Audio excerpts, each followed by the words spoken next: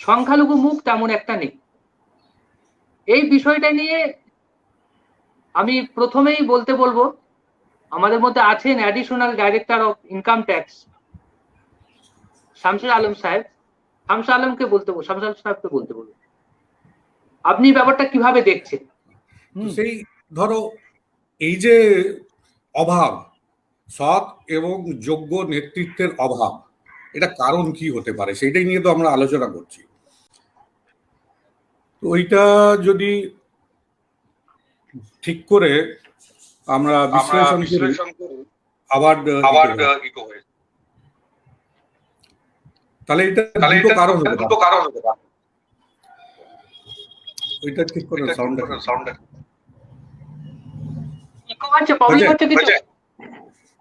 Eco হচ্ছে আবার eco হচ্ছে বলতে পারছি না তো, যেটা বলছি আবার সেটা রিপিট হচ্ছে। রিপিট হোক, আপনি বলে যান, আমরা শুনছি, বুঝে নেব। আচ্ছা ঠিক। ধরো এটা দুটো কারণ হতে পারে। একটা হচ্ছে রাজনৈতিক কারণ হতে পারে, আর একটা সামাজিক কারণ, পুরোপুরি সামাজিক কারণ হতে পারে। এখন সোসাইটি অ্যাজ আ হোল তা নিয়ে আমরা যদি শুধু মুসলিম সম্প্রদায়কে নিয়ে আলোচনা করি, ধরো মুসলিম সম্প্রদায়ে সামাজিক কি কারণ হতে পারে, কেন রিপ্রেজেন্টেশন নেই, ধরো সরকারেও নেই আর পলিটিক্যাল পার্টি যারা পাওয়ারে আছে সেখানেও নেই, এটার কারণ কি হতে পারে, মানে সামাজিক কারণ কি হতে পারে, সোশ্যাল আসপেক্ট কি, কেন এটা হচ্ছে। আজকে ধরো আমি যদি কেরলে দেখি বা সাউথের যে কোনো স্টেট, কেরল, কর্ণাটকা, অন্ধ্র, তেলেঙ্গানা, এমনকি মহারাষ্ট্রতেও যদি দেখি, সেখানে মোটামুটি একটা রিপ্রেজেন্টেশন আছে। যা সংখ্যালঘুর ওখানে সেই তুলনামূলকভাবে ভালো একটা রিপ্রেজেন্টেশন আছে। সাউথের দিকে কেরল তো খুবই ভালো আছে, যা জনসংখ্যা সেই অনুপাতে হয়তো তাদের রিপ্রেজেন্টেশন আছে। ধরো 25 to 30% পপুলেশন, ওখানে 25% মতো রিপ্রেজেন্টেশনও আছে। এমএলএ আজকে হয়তো ওখানে কত 32 না কজন হয়েছে, 140-এ যদি 32 হয় তাহলে 25%-এর মতো আছে। কিন্তু এখানে নেই কেন, সেটা কারণ কি হতে পারে, সামাজিক কারণ কি হতে পারে, কেন এটা নেই। এটা যদি আমরা শিক্ষা নিয়ে বিশ্লেষণ করি একটু, ওখানকার শিক্ষা ব্যবস্থা, ওখানকার শিক্ষার যে স্ট্যাটিস্টিক্স যদি আমরা দেখি মুসলিম সমাজের মধ্যে কিরাম আছে, সেটা মোটামুটি 100% শিক্ষিত। অন্যান্য স্টেটে যদি নামি আমরা, মহারাষ্ট্রেতে যদি আসি, তাহলে 70 to 80% শিক্ষিত। আমরা আমাদের রাজ্যে যদি শিক্ষার এই স্ট্যাটিস্টিক্সটা দেখি, ধরো তো অশিক্ষিতর সংখ্যা যদি আমরা দেখি মুসলিম সমাজে, সেটা প্রায় 10%-র মতো। আপ টু প্রাইমারি যদি যাই, সেরকমই একটা হবে, 15%-র মতো হবে। এরকম করে করে যদি আমরা পুরো একটা আপ টু মাধ্যমিক বা বিলো মাধ্যমিক দেখি, মাধ্যমিক পর্যন্ত, মাধ্যমিক পাস করেনি, আন্ডার ম্যাট্রিকুলেট, মানে অশিক্ষিত থেকে শুরু করে আন্ডার ম্যাট্রিকুলেশন পর্যন্ত, সেটা হচ্ছে 65%। এই 2013-র এই স্ট্যাটিস্টিক্স বলে 65% আন্ডার ম্যাট্রিকুলেট, মানে অশিক্ষিত থেকে, ইলিটারেট থেকে শুরু করে আন্ডার ম্যাট্রিকুলেশন পর্যন্ত। বাকি 35%-এ ম্যাক্সিমাম 20%-এর মতো হচ্ছে মাধ্যমিক আর উচ্চ মাধ্যমিক, 20%-ও বেশি, 25%-এর মতো মাধ্যমিক আর উচ্চ মাধ্যমিক, আর গ্র্যাজুয়েশন অ্যান্ড অ্যাবাভ খুবই কম। তো এটা একটা ডাইরেক্ট কোরিলেশন আমরা খুঁজে পাচ্ছি। ওখানে রিপ্রেজেন্টেশন ঠিকঠাক হওয়া, 100% রিপ্রেজেন্টেশন ধরে নিলাম, কেরালা আছে 25% population, 25% representation in government and legislative assembly. আমাদের এখানে 27% পপুলেশন, সেই অনুযায়ী রিপ্রেজেন্টেশন আমাদের হচ্ছে না কেন? সুযোগ নেই, আমরা ইলেকশনে দাঁড়াতে পারি না, সেরকম কিছু নেই। সেইটা একটা পলিটিক্যাল দিক, সেটাতে আসছি আমি। কিন্তু এখানে একটা ডাইরেক্ট কোরিলেশন আমরা পাচ্ছি, শিক্ষার অভাবে হয়তো উপযুক্ত কাউকে পাচ্ছে না, সৎ আর উপযুক্ত যে দুটো কথা বললাম আমি, সেরকম কাউকে পাচ্ছে না শিক্ষার অভাবে। শিক্ষা যেহেতু নেই, আমরা সেখান থেকে ওই ম্যানিফেস্টেশনটা হচ্ছে না, এডুকেটেড ক্লাসটাকে আমরা তুলে আনতে পারছি না, যেহেতু এডুকেটেড ক্লাসে একটা অভাব থাকছে এখানে। তো সেটা একটা ডাইরেক্ট কোরিলেশন আমি পাচ্ছি আমার মতে। This is the important correlation, কেন এখানে রিপ্রেজেন্টেশন নেই। এবার যদি পলিটিক্যাল দিকে আসি আমি, দেখো আমাদের রিপ্রেজেন্টেশন এই রাজ্যে, মানে মুসলিম রিপ্রেজেন্টেশন রাইট ফ্রম 62 যদি আমরা দেখি, এটা 10%-এর কাছাকাছি সবসময় থেকেছে। 10 to 12-13%, 1962 হোক বা তারপরে 67 বা 72, এই 12-13%-এর কাছাকাছি সবসময় থেকেছে। একটা স্ট্রেট লাইনের মতো গ্রাফটা চলে। এটা আমরা 2011-তে দেখি হুট করে অনেক জাম্প করে। 2011-তে বোধহয় বিধায়কের সংখ্যা 60-এর কাছাকাছি ছিল। তারপর আবার 2011-র পর 2016-তে কমে আসে, সেটা 50-এর কাছাকাছি আছে। আর আজকে আমরা দেখতে পাচ্ছি সংখ্যা হচ্ছে অ্যারাউন্ড 42%, 42। এটার কারণ কি হবে? রাজনৈতিক কারণ কি হবে? এটা কেন কিভাবে নামলো? এখন এই রিপ্রেজেন্টেশন বেছে নেওয়া, মানে আমাদেরকে কে রিপ্রেজেন্ট করবে, বিধায়ক বেছে নেওয়া, সেটা জনগণের হাতে আছে। কিন্তু জনগণের হাতে ততটা ফ্রিডম নেই। এখন কত আসনে মুসলিম ক্যান্ডিডেটকে দাঁড় করানো হয়েছিল, এটা যদি আমরা দেখি, আমাদের ধরো মুসলিম পপুলেশন পশ্চিমবঙ্গে অ্যারাউন্ড 27%। সেই তুলনায় যদি আমি শিডিউল কাস্টের পপুলেশন দেখি, সেটাও অ্যারাউন্ড 25%-এর মতো আছে। 25% পপুলেশন নিয়ে তাদের ইনফ্লুয়েন্সিয়াল ক্যাপাসিটি যেটা আছে, যে ভোটিং রেজাল্টটাকে ইনফ্লুয়েন্স করার মতো ক্যাপাসিটি আছে তাদের 125 থেকে 127টা আসনে। মুসলিম সংখ্যা হচ্ছে অ্যারাউন্ড 27%। এদেরও ইনফ্লুয়েন্স করার ক্যাপাসিটি প্রায় 125-এর কাছাকাছি আছে। দুটো দল সমান সমান আছে, মুসলিম আর এসসি। এখানে এসসির যে টিকিট বিতরণ হয়েছে, যে ডিস্ট্রিবিউট করা হয়েছে, এসসিরও ক্ষমতা আছে 125 থেকে 127টা আসন এনে দেওয়ার ক্ষমতা আছে, মুসলিমদেরও তাই আছে। ওখানে দেখো শাসক দল থেকে টিকিট দেওয়া হয়েছে প্রায় 76 জনকে। মানে 76 জনকে বিধায়ক এই আমাদের অ্যাসেম্বলি ইলেকশনে তাদেরকে টিকিট দেওয়া হয়েছে। সেখান থেকে তারা জিতেছে কত? প্রায় 40-এর কাছাকাছি তারা জিতেছে। Around 50% has been converted to positive result. মুসলিম কত টিকিট দেওয়া হয়েছে? 44টা টিকিট দেওয়া হয়েছিল, 42টা দেওয়া হয়েছিল। 42-এর মধ্যে 41 জন জিতেছে। 100% পজিটিভ রেজাল্ট। আবার হচ্ছে 100% পজিটিভ রেজাল্ট। অথচ মুসলিমদেরও ইনফ্লুয়েন্স করার ক্যাপাসিটি ছিল 125 থেকে 127 পর্যন্ত আমার ক্ষমতা ছিল। সেখানে তাদেরকে টিকিট দেওয়া হচ্ছে 42টা, তার মধ্যে 41 জন জিতেছে। ইকুয়াল ছিল এসসি 125 থেকে 127 পর্যন্ত তাদের ক্ষমতা ছিল, তাদেরকে টিকিট দেওয়া হলো। তাহলে আমি যদি টিকিট না পাই, তাহলে রিপ্রেজেন্টেশন বাড়বে। এটা হচ্ছে পলিটিক্যাল। তো ইকুয়াল ক্ষমতা মুসলিম আর এসসি, তাহলে এই যে ডিস্ট্রিবিউশন করা হয়েছে, এটা ফলাফল হচ্ছে মুসলিম রিপ্রেজেন্টেশন পুরোটা কমে গেছে। এখানে 125টা আসনে মানে পজিটিভ রেজাল্ট দেওয়ার ক্ষমতা ছিল, কিন্তু আমাকে টিকিট দেওয়া হলো 42 জনের। হয়তো 125টাই আসনে মুসলিম ভোটিং প্যাটার্নের জন্য ওই 125 জন বিধায়ক এসছে, যেখানে মুসলিম আসতে পারতো। 125 না হলেও 50, 60, 70ও আসতে পারত, কিন্তু করা হয়নি। এখানে তো মুসলিমের হাতে কিছু নেই। ঠিক আছে, আমাদের একটা হ্যান্ডিক্যাপ্ট আছে, এডুকেটেড নয়, সেইটা আমি কম্প্যারিজন করে দেখিয়েছি। কিন্তু এভাবে যদি আমাকে ডিসক্রিমিনেট করা হয়, তাহলে রিপ্রেজেন্টেশন বাড়বে কোথা থেকে? আর এটা তো জনগণ কি করতে পারে? আমি জনগণ বলে মুসলিম জনগণের কথা বলছি। আলম সাহেব, কিছু করা যাবে আলম সাহেব, হ্যাঁ, এখন আমাদের মধ্যে অনেকে এসে গেছেন, প্রায় সব বক্তা এসে পৌঁছে গেছেন। এসেছেন আমাদের অ্যাডভোকেট সুলতানা ইয়াসমিন, কলকাতা হাইকোর্টের অ্যাডভোকেট। উনি আছেন। আছেন ডক্টর শায়ক আব্দুল সামাদ সাহেব, উনি লন্ডন থেকে আছেন আমাদের সঙ্গে, আপনি দেখতে পাচ্ছেন স্ক্রিনে হয়তো। হ্যাঁ, দেখতে পাচ্ছি। শাহিদুল ইসলাম আছেন মুর্শিদাবাদ থেকে, ইমতিয়াজ আহমেদ মোল্লা আছেন কলকাতা থেকে, আর সুলতানা দিও আছেন কলকাতা থেকে খিদিরপুরে, আপনি তো কলকাতা থেকে আছেন।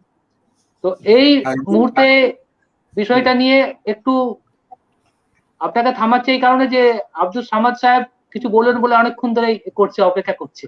না না, আমি তো বলবো না সামাদ আগে। হ্যাঁ, শোনো, বলুন। শোনো না। আমি ইমতিয়াজ আহমেদ সাহেবকে দিন না, আমি পরে বলবো এখন। আপনি তো ইমতিয়াজের খুব ভক্ত। আচ্ছা ইমতিয়াজ ভাই একটু বলুন, আপনি একটু বলুন। হ্যাঁ, একটু কাটা গরম হয়ে যাক না আগে, হ্যাঁ, তারপরে দেখা যাবে। গরম বলবে না।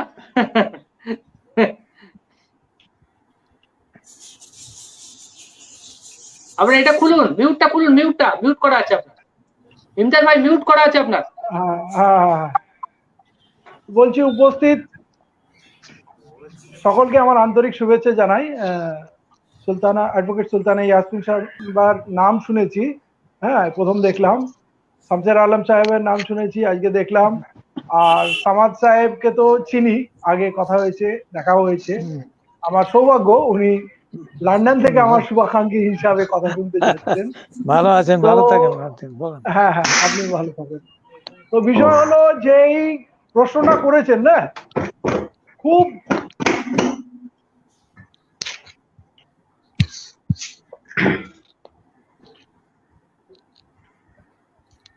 কি হলো, শোনা যাচ্ছে না তো?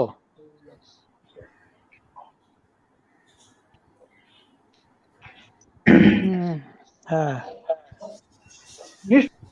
কেন সরকার বা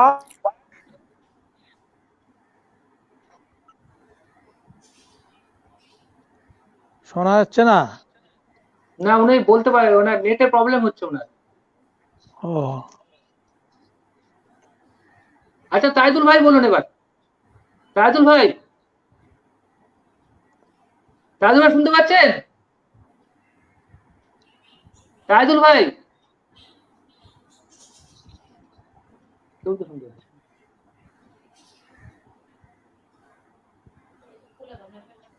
কি হলো, তাইদুল ভাই শোনাচ্ছে না?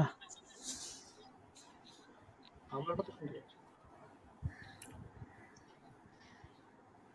আটকে যাচ্ছে সব। নেটের সমস্যা হচ্ছে ওখানে। হ্যাঁ, নেটের যেখানে প্রবলেম হচ্ছে, যেখানে- বেরিয়ে গেছিলেন, উনি বেরিয়ে গেছিলেন।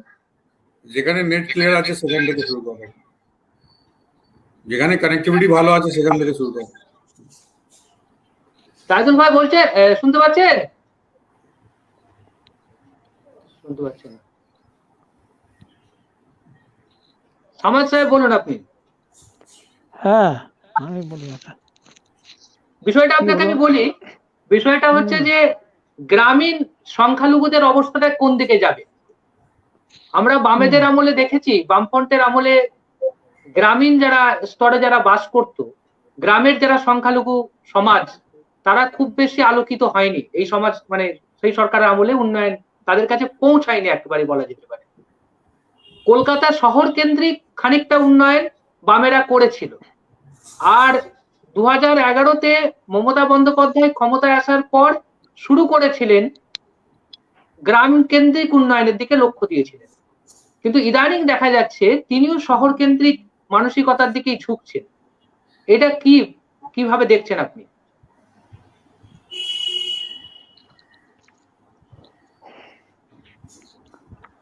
হ্যাঁ দেখুন, কথা হলো যে 34 বছরের বামফ্রন্ট জামানায় আমরা দেখলাম, অনেক কিছু দেখেছি, গ্রামের অবস্থা কি হয়েছে, এবং সমস্ত যে আমাদের গ্রামের না, প্রত্যেক মুসলিম কমিউনিটির মধ্যেই আমাদের সবকিছু নষ্ট হয়ে গেছে, বুঝলেন না? পড়াশোনা থেকে শুরু করে মাদ্রাসা এডুকেশন মোটামুটি চলছিল, কিন্তু আমাদের যে কালচার, আমাদের যে তামাদ্দুন, ইসলামিক কালচার গুলো নষ্ট হয়ে গেছে, বুঝলেন না? মুসলমানদের নানাভাবে তাদের ছলে বলে কৌশলে তাদের এডুকেশনটাকে শেষ করে দিয়েছে। হ্যাঁ, এডুকেশন বলে কিছু ছিল না। আর যার ফলে কি হয়েছে, তারা মোস্টলি ইমানদার থেকে বেঈমানে বেশি পরিণত হয়েছিল বামফ্রন্ট আমাদের। আর জ্যোতি বসু সরকার বা আমাদের ভট্টাচার্য সাহেব পরে বুদ্ধদেব ভট্টাচার্য সাহেব ওনারাও মুসলমানদের জন্য সেরকম খুব কিছু করেননি, মুসলমানদের জন্য শিক্ষা বা চাকরিতে সেসব কোনো কিছু করেননি, করতে চাইতেন না। ওনাদের মনোবৃত্তি বা ওনারা সেরকম ছিল না, চাইতেন না মুসলমানদের কিছু করতে। আমরা দেখেছি যে জ্যোতিবাবুর আমলে 1977 সাল থেকে তিনি ছিলেন মুখ্যমন্ত্রী হয়েছিলেন, এবং ওনার সময় দেখেছি আমরা মুসলমানদের চাকরি বাকরি অনলি 2.1%, যদিও 27 থেকে 30% মুসলমান ছিল পশ্চিমবাংলায়, চাকরি কংগ্রেস আমলে যা ছিল তার চেয়ে অনেক কমে গেছে। 6 থেকে 7% ছিল সিদ্ধার্থ সংখ্যা আমলে, সে থেকে অনেক কমে যায়। এবং সিদ্ধার্থ আমলে সবচেয়ে ভালো ছিল, মুসলমানদের মোটামুটি আমরা বলতে পারি যে খুবই ভালো পজিশন ছিলেন। তারপরে সিপিএমরা এসে তাদের সমস্ত মানে কমরেড বানিয়ে দেয়, মুসলমানদের কমরেড বানিয়ে তাদের নামাজ রোজা বা কমরেডরা সবকিছু নষ্ট করে দেয়। মুসলমানরা বেঈমান, একটা বেশিরভাগই বেঈমান হয়ে যায় এবং তাদের লিটল বাহিনী তৈরি করে। হ্যাঁ, লিটল বাহিনী করে সে তো কমরেড বানিয়েছিল। এখন কি ভাবছেন? এখন এখন মানে তৃণমূল আমলে কি ভাবছেন? সে তো চলে গেছে। তৃণমূল আমলে আমরা দেখে তাদেরকে তো শূন্য করে দিয়েছেন আপনারা। হ্যাঁ, তো শূন্য হয়ে গেছে, আল্লাহর রাস্তে ভালোই হয়েছে। এখন যেটা দেখছি সেটাও তো কোনো পরিবর্তন আসেনি। ওই আমাদের মমতাদি তিনিও দেখছি ওই পুরো জ্যোতি বসুকে ফলো করছে। জ্যোতি বসু আমলে যা কিছু ছিল সেই একই, শিক্ষার অভাব, শিক্ষা দীক্ষা নেই আমাদের মধ্যে। তারপরে ওই শিক্ষার অভাবেই তারা বেশি এখন আবার ওই লিটল বাহিনী হয়ে গেছে। গ্রামে গ্রামে দেখবেন যে সেই রকম শিক্ষা নেই এবং লিটল বাহিনী তৈরি হয়েছে। মুসলমানরাই নিজেরা মারামারি করছে, মারামারি করে তারা নিজেদের মধ্যে কোনো কালচার বলে কিছু নেই, এক ভীতু পরিবেশ করেছে, সন্তুষ্ট পরিবেশ, যেখানে আমরা খুবই ভয় পাই কখন কি করে, তাদের মান্যতা দিয়ে চলতে হয়, সবার হাতে লাঠি বেঠেল হয়ে রয়েছে তারা। তো এইসব দিক দিয়ে ভীষণ আমার পজিশন খুব খারাপ। আমাদের দিদি অনেক কিছু করেছিলেন, ওই রাজ্যে অনেক কিছু করার জন্য, উনি মাদ্রাসা করার জন্য বা উনি অনেক করেছিলেন। যে 10,000 মাদ্রাসা উনি অনুমোদন দেবেন, আলী ইউনিভার্সিটি করেছেন। তারপরে ইন্ডোর স্টেডিয়ামে 31শে জুলাই 2011-তে ইন্ডোর স্টেডিয়ামে উনি অনেক কিছু প্রতিশ্রুতি দিয়েছিলেন, সেগুলোকে আমি বলবো এসব ডিটেলস আপনাদের। হ্যাঁ, এত কথা বলে দেরি হয়ে যাবে, আপনি সংক্ষেপে বলুন। সংক্ষেপে হ্যাঁ, তো অনেক কিছু প্রতিশ্রুতি দিয়েছিলেন, সেসব কিছু হয়নি। সাচারের পরামর্শ, রাজেন্দ্র সাচারের পরামর্শ তিনি গ্রহণ করতে চেয়েছিলেন কিন্তু গ্রহণ করেননি, এবং নানা রকম ভাবে পলিটিসাইজ করেছেন, বুঝলেন না, নানা রকম ভাবে নানা রকম প্রতিশ্রুতি সত্ত্বেও কোনো কিছু সেগুলো এখনো দেখতে পাইনি আমরা। হ্যাঁ, মুসলিমদের, ওবিসি মুসলিমদের ব্যাপারেও সে যে অনেক কিছু করবে বলেছেন, তার প্রতি কিছু হয়নি। এখন আপনি বলছেন যে ওবিসি পায়নি, কালকেই তো কোথায় পাচ্ছে না। আমি আপনাকে বলি একটা কথা, বিজেপির আইটি সেল একটা মানে ভাইরাল করেছে, দেখেছেন? বলছি বিজেপির আইটি সেল একটা ভাইরাল করেছে, রাজ্য পুলিশের যে কনস্টেবল নিয়োগ হয়েছে সেখানে নাকি বেশ কিছু মুসলমানকে সুযোগ দেওয়া হয়েছে বলে দাবি করছে বিজেপি। ও কালকের ব্যাপার, এখন হয়তো দিচ্ছে 10 বছরের, আপনি 10 বছরের পরিসংখ্যান দেখেন খুব একটা কিছু দেয়নি। হ্যাঁ, তারপরে অনেক কিছু কমিটি করেছেন উনি। হ্যাঁ, অনেক কমিটি করেছিলেন, সেগুলো মানে করেছিলেন, সেগুলোর মধ্যে মুসলমানদের রাখা হয়নি। এমনকি মন্ত্রিত্ব ভীষণ ভাবে দিয়েছেন, যেমন আমাদের সংখ্যালঘু মিনিস্টার আগে 10 বছরের মধ্যে খুব বেশি হয়নি। সিদ্দিকুল্লাহ চৌধুরী সাহেব আছেন, তিনিও তো খুব একটা কিছু করে উঠতে পারেননি। বা নূরে আলম চৌধুরীকে দেওয়া হয়েছিল, তিনিও একটা ইয়ে ছিলেন, ওই গরু ছাগলের মিনিস্টার হয়েছিলেন, পশু দপ্তর মন্ত্রী ছিলেন। পশুপালন তো মন্ত্রী। হ্যাঁ, এইসব নানা রকম আমাদের দায়িত্ব দেয়া হয়নি সেরকম। এবং উনার কাছে নিজের কাছে রেখেছিলেন ওই সংখ্যালঘু মিনিস্ট্রি, 10 বছর ছিল, কিন্তু তাতেও তিনি বিশেষ কিছু করতে পারেননি। হয়তো উনি সময় পাননি, অনেক সময়ের অভাবে, এবং অন্য কাকেও ওই মিনিস্ট্রিতে রাখেননি। এবারে আমাদের একজন মিনিস্ট্রি করেছেন। একটা কথা বলি আপনাকে, শুনুন। সেটা হচ্ছে যে মমতা বন্দ্যোপাধ্যায় সত্যিকার অর্থে সংখ্যালঘুদের খুব বেশি কিছু দেয়নি, কিন্তু ক্ষমতার ভাগিদারিত্ব দিয়েছে। আপনি যদি পঞ্চায়েতে দেখেন, রাজ্যের পঞ্চায়েতগুলোর দিকে তাকান, পঞ্চায়েত সমিতি এবং জেলা পরিষদের স্তরে ভাগিদারিত্ব মুসলিমদের বেশি দিয়েছে সিপিএম এর তুলনায়। এটা কি স্বীকার করবেন না অস্বীকার করবেন? না, ভাগিদারিত্ব দিয়েছেন ঠিকই আছে, কিন্তু মুসলমানদের দিয়েছে, কিন্তু তাদের হাতে লাঠিও দিয়েছে তো, তাদের হাতে লাঠি নিয়ে ঘোরাচ্ছে তো। আচ্ছা, এই ব্যাপারে আমাদের ইমতিয়াজ ভাই বলছেন। ইমতিয়াজ ভাইকে একটু বলছি, আপনাকে একটু থামিয়ে। ইমতিয়াজ ভাই বলুন। ঠিক আছে, ইমতিয়াজ ভাই বলুন। বলছি, আপনি যেটা বলছেন ভাগিদারিত্ব দিয়েছে পঞ্চায়েত স্তরে, ওইটা আসলে গুন্ডাগুলোকে পোস্টিং করা হয়েছে। মুসলিম সমাজের সমস্ত ক্রিমিনাল গুলোকে পুষেছে, ওদের পঞ্চায়েতের লেভেলে লুটপাটের অধিকার দেওয়া হয়েছে, এবং ওরা পঞ্চায়েতের টিকিট পাওয়ার জন্য বিধানসভা এবং লোকসভা নির্বাচনে ওদেরকে জিতাবে, ওই কলকাতার বাবুদেরকে জিতাবে। ওই জায়গায় প্রতিনিধি যারা সরকার চালাবে, যারা পলিসি মেকিং আছে, সেই জায়গায় কিন্তু দেয়নি। ওটা অ্যাকচুয়ালি গুন্ডা পোষা কারবার। সেই হিসাবে আপনি পঞ্চায়েতের বুথ স্তরে, অঞ্চল স্তরে সব ক্রিমিনাল গুলো দেখুন, ওরা ওই মিড ডে মিলে পয়সা চুরি করবে, চাল চুরি করবে, ওই ইন্দিরা আবাস যোজনার পয়সা চুরি করবে, এইগুলো ওদের দেয়া হয়েছে যাতে গুন্ডা বাহিনীটা হাতে থাকে। আর যেটা আপনার প্রথম প্রশ্ন আমাকে করেছিলেন, যেটা এখনো চলছে, এই বঞ্চনা কেন? সরকারের মন্ত্রিত্বে বা বড় পদে, চাকরির বড় পদে বা পার্সেন্টেজে বা দলের বড় জায়গায় মুসলমানরা নেই কেন? আমার কথা হচ্ছে, কেন দেবে বলুন? কোনো জিনিসের দাম থাকলে লোক তার মূল্য দেয়। যদি আপনি 2 টাকা কিলো আম পান, আপনি কি বোকা যে 50 টাকা 60 টাকা কিলো আম কিনবেন? আপনি কিনবেন কি? তাহলে মুসলিম সমাজে প্রকৃতপক্ষে কোনো সত্তা নেই, কোনো চরিত্র নেই, কোনো নেতৃত্ব নেই। যদি চরিত্র থাকতো তাহলে তো স্বাধীন দেশে, গণতান্ত্রিক দেশে দল করার অধিকার আছে। আপনারা অনেক দল করেছেন, তাহলে আপনারা 50টা 80টা 100টা সিটে যদি বলছেন যে আপনাদের নিয়ন্ত্রণ, 50টা 80টা 100টা না হোক, 10টা 2টো 1টা আপনি এমএলএ তো করে দেখাবেন। অতএব আপনার কোনো অবস্থা নেই। আজকে শ্রীমতী মমতা বন্দ্যোপাধ্যায় 42টা দিয়েছেন। প্রথম দিকে আকৃষ্ট করার জন্য উনি 11 সালে 71টা টিকিট দিলেন, তারপরে 16 সালে 56টা দিলেন, এবারে 42টা দিয়েছে। আমি বলছি, এর পরের বারে যদি শ্রীমতী মমতা বন্দ্যোপাধ্যায়কে 12টা সিট যদি মুসলিমদের দেয়, বা যদি একটাও না দেয়, তাও মুসলিমরা মমতা বন্দ্যোপাধ্যায়কে ভোট দেবে প্রাণে বাঁচার জন্য। তার কাছে কোনো অপশন নেই।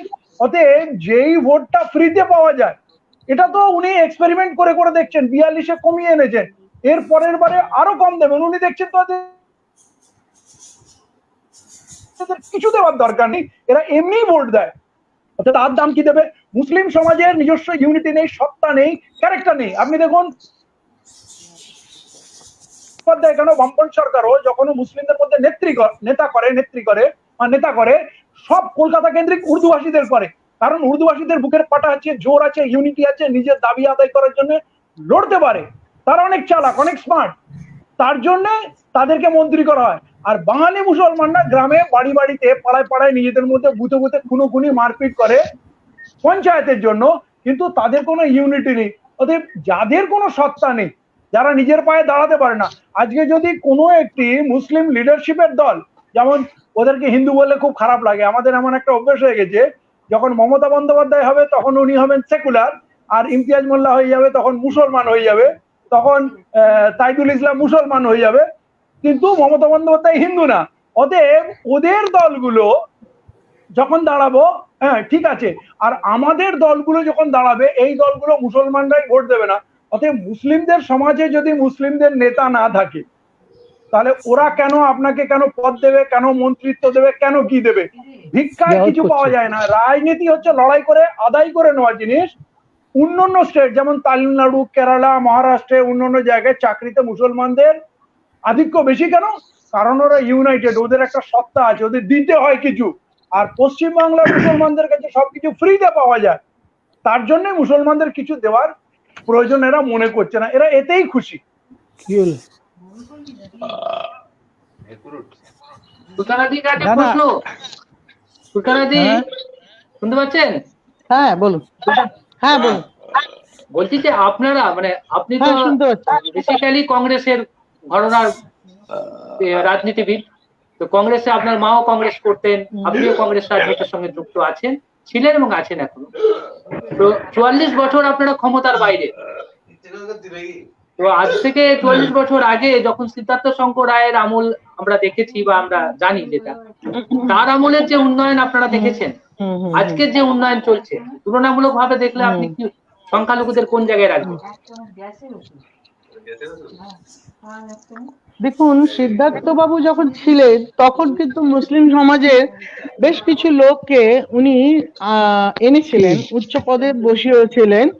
এইটা কংগ্রেসের মধ্যে ছিল, কিন্তু তার আগে কিন্তু বিধানচন্দ্র রায় করেননি, সিদ্ধার্থ বাবু করেছিলেন। তারপরে বাম আমলে আমি 34 বছর আমরা যা দেখলাম, বাম আমলে ওরা কি করেছে, মুসলিম সমাজের ছেলেদের হাত থেকে পেন কেড়েছে এবং বোমটা হাতে ধরিয়েছে, এটা একদম। তারপরে শিক্ষা দীক্ষার মান তো আপনি জানেন কোথায় চলে গিয়েছিল সিপিএম এর টাইমে। সিপিএম এর সময় ছেলেরা এমনিও, সিপিএম এর সময় ইংলিশটাকে তুলে দেওয়ার জন্য আমাদের এমনিও পিছিয়ে গেছিলাম আমরা, পুরো ইন্ডিয়ান সমাজটাই পিছিয়ে, বাংলার কালচারটাই পুরো পিছিয়ে গিয়েছিল। তার মধ্যে মুসলিমও ছিল নিশ্চয়ই। আর মুসলিমরা তো এমনিও শিক্ষা দীক্ষার মান মুসলিমদের এমনি অনেক কমে গিয়েছিল তখন। এখনো আমি তো বারবার এই জিনিসটা নিয়ে বলি যে অন্তত শিক্ষার দিকে একটু আপনারা লক্ষ্য রাখুন। বিশেষ করে মাদ্রাসাতে ইংলিশ শিক্ষার ব্যাপারে আমি বারবার বলেছি যে ইংলিশটা পড়ানো হোক। ইংলিশ, আরবির সঙ্গে কোরআনের সঙ্গে যদি ইংলিশ দেওয়া হয় তাহলে তো আমরা অন্যান্য দিকেও এগোতে পারবো ছেলেদের নিয়ে, না? কিন্তু এইগুলো তো করা হচ্ছে না, লক্ষ্য রাখছে না। রইলো মমতা দেবীর টাইমে, মমতা দেবীর টাইমেও আমরা বিশেষ কিচ্ছু পাইনি। উনি পঞ্চায়েত স্তরেতে কিছু মুসলিমদেরকে জায়গা দিয়েছেন, তা আমার মনে হয় না খুব ভালো কাজ করেছেন, কারণ উনি যাদের জায়গা দিয়েছেন তারা কিন্তু ওইখানকার ওই লেটেল বাহিনী, এখন যেটা ইমতিয়াজ সাহেব বলেছিলেন, ঠিকই বলেছেন, ওই কিছু গুন্ডা পান্ডাদেরকে নিয়ে এসেছিলেন উনি ওইটা দেওয়ার জন্য। তার কারণই হচ্ছে ওনার দলটাকে গ্রাম স্তরে টিকিয়ে রাখার জন্য। শহর কেন্দ্রিক উনি পলিটিক্সটা করছেন এখন আপাতত, তবে শহরেও যে বিশেষ কিছু জায়গা দিয়ে রেখেছে মুসলমানদের আমার মনে হয় না দেয়নি। কি দিয়েছে বলুন আপনি? উনি কয়েকটা মুসলিমদেরকে মন্ত্রী বানিয়েছেন, আকরুজ্জামা কিংবা কবির সাহেব, এদেরকে দু একজনকে দিয়েছেন, সাবিনাকে, কিন্তু ওদের হাতে কতটুকু ক্ষমতা থাকবে এটাই তো আমার সন্দেহ। উনি তো মন্ত্রিত্ব দিয়ে দেবেন, কিন্তু মুসলিমদের হাতে কতটুকু ক্ষমতা দিয়ে রাখবেন এইটাও আমি এখনো বলছি, এটা আমার সন্দেহ। উনি কোনোদিনই দেন না, এটা কারোর সময় হয়নি। আমি কিন্তু কংগ্রেসের একজন নেত্রী, কিন্তু আমি বলবো না যে বিধানচন্দ্র রায় কংগ্রেসের জন্য খুব মুসলিম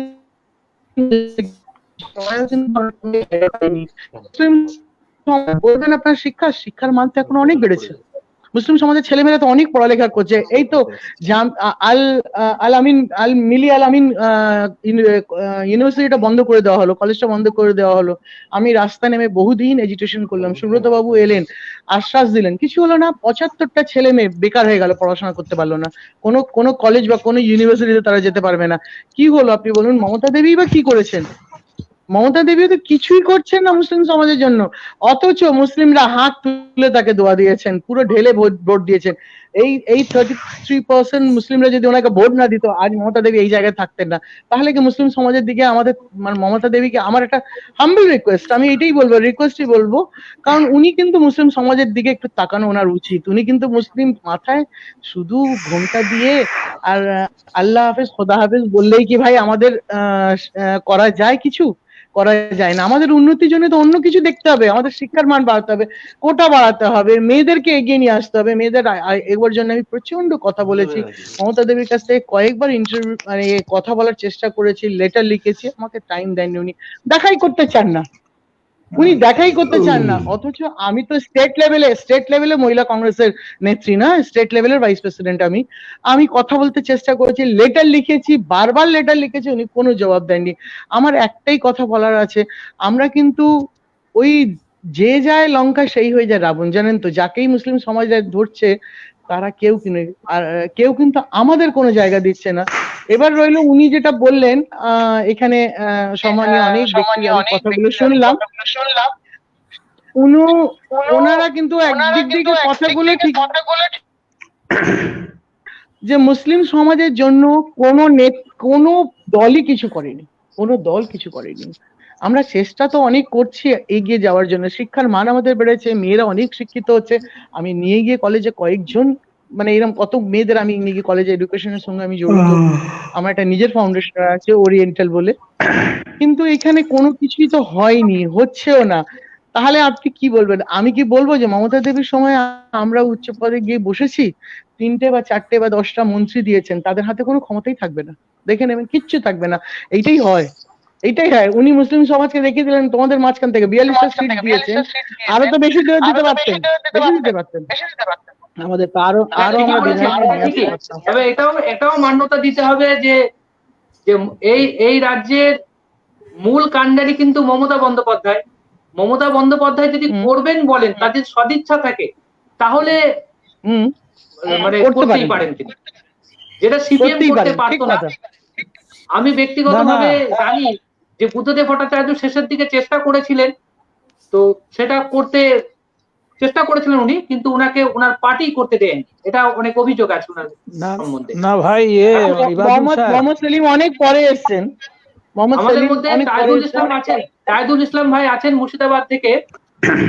মুর্শিদাবাদের মানুষ এবারে কংগ্রেসকে নয় তৃণমূলকে বেছে নিয়েছে, কিন্তু আপনার মুর্শিদাবাদের কোন নেতাকে এবারে রাজ্য কমিটিতেও ঠাঁই দিল না তৃণমূল কংগ্রেস। কি ভাবছেন তাইদুল ভাই? আমি আপনাকে সহ সমস্ত আলোচকদের আন্তরিক অভিনন্দন জানিয়ে মাত্র 3টে কথা বলবো। প্রথম কথা হচ্ছে এই যে আমাদের এই রাষ্ট্রটা যারা পরিচালনা করেন বিভিন্ন রাজনৈতিক দলের নামে, সেটা কেন্দ্রে হোক অথবা বিভিন্ন রাজ্যে হোক, পশ্চিমবাংলায় হোক, তারা সবাই একই জনগোষ্ঠীর মানুষ। তাদের রাজনৈতিক স্বার্থ, সামাজিক স্বার্থ, রাজনৈতিক স্বার্থ, অর্থনৈতিক স্বার্থ এক। ফলে হোক কংগ্রেস, হোক সিপিএম, হোক তৃণমূল, তারা কেউই এই দেশে সাধারণ জনগণের উন্নয়নের জন্য আন্তরিক নয়। এই রাষ্ট্রের, এই পশ্চিমবাংলার সবচেয়ে বড় যেটা অভাব, সেটা হচ্ছে যারাকে আমরা সরকারে বসাই জনগণের কল্যাণ করার উদ্দেশ্যে, তারা কেউই জনগণের কল্যাণের জন্য তাদের কোনো গুডউইল থাকে না। এর কারণটা হচ্ছে এই যে 47-এর আগে আমাদের দেশটা ছিল ব্রিটিশদের উপনিবেশ। ব্রিটিশরা চলে যাওয়ার পরে এই দেশটা হচ্ছে এই দেশের শিক্ষিত, উচ্চ বর্ণের, উচ্চবিত্তের, শহর কেন্দ্রিক, সংরক্ষণশীল ব্রাহ্মণ্যবাদের উপনিবেশ। এই উপনিবেশে তারা যা যা করেছে এবং করছে সবটাই সমাজের উচ্চ শ্রেণীর, উচ্চ বর্ণের, উচ্চবিত্তের মানুষের জন্য। এরা না মুসলমানের জন্য করতে চায়, না দলিতদের জন্য করতে চায়, না আদিবাসীদের জন্য করতে চায়। ফলে বঞ্চিত বহুজন মানুষের জন্য এরা কেউ করতে চায় না, আন্তরিকভাবে করতে চায় না, করে না তা নয়, করতে চায় না। দ্বিতীয় যে কথাটা বলবো, যে যাদেরকে আমরা ভাবছি যে মুসলিম নেতা, মুসলিম এমএলএ, মুসলিম মন্ত্রী, তারা কেউ মুসলিম মন্ত্রী নয়। তারা এর আগে ছিলেন সিপিএম এর মন্ত্রী, এখন আছেন কংগ্রেসের মন্ত্রী। সিদ্দিকুল্লাহ চৌধুরী, আখরুজ্জামান মুসলমানদের মন্ত্রী নয়, মুসলমানদের প্রতিনিধি নয়, তারা হচ্ছেন তৃণমূলের এমএলএ, তৃণমূলের মন্ত্রী। ফলে যদি এইভাবে ভাবতে হয় যে মুসলমানদের উন্নয়ন হচ্ছে না কেন, মুসলমানদের উন্নয়ন কি করে করতে হয়, তাহলে ভাবতে হবে যে কি করে মুসলমানদের প্রতিনিধিত্ব পাঠানো যায়। সেইটা মূল প্রশ্ন, মূল জায়গায়। এই জায়গাটা বাদ দিয়ে অন্য ভাবনা আলোচনা করলে সেটা বৃথা হবে। এবং 3 নম্বর যে কথাটা বলবো সেটা হচ্ছে, ইমতিয়াজ সাহেব অত্যন্ত স্পষ্ট কথা বলেছেন যে আমি নিমের গাছ লাগাবো, আর নিমের গাছ লাগিয়ে আশা করব আম ফল দেবে, সেটা হয় না। যারা আমরা আজকে যাদেরকে শাসক গোষ্ঠী বলছি, আজকে যাদের নেতৃত্ব দিয়েছিলেন জ্যোতি বসু, যাদের নেতৃত্ব দিয়েছিলেন বুদ্ধদেব ভট্টাচার্য, যাদের নেতৃত্ব দিচ্ছেন মমতা ব্যানার্জি, এরা সবাই সেই গোষ্ঠীর মানুষ যাদেরকে ব্রিটিশেরা তৈরি করেছিল 1793 সালের সেই চিরস্থায়ী বন্দোবস্তের ফলে।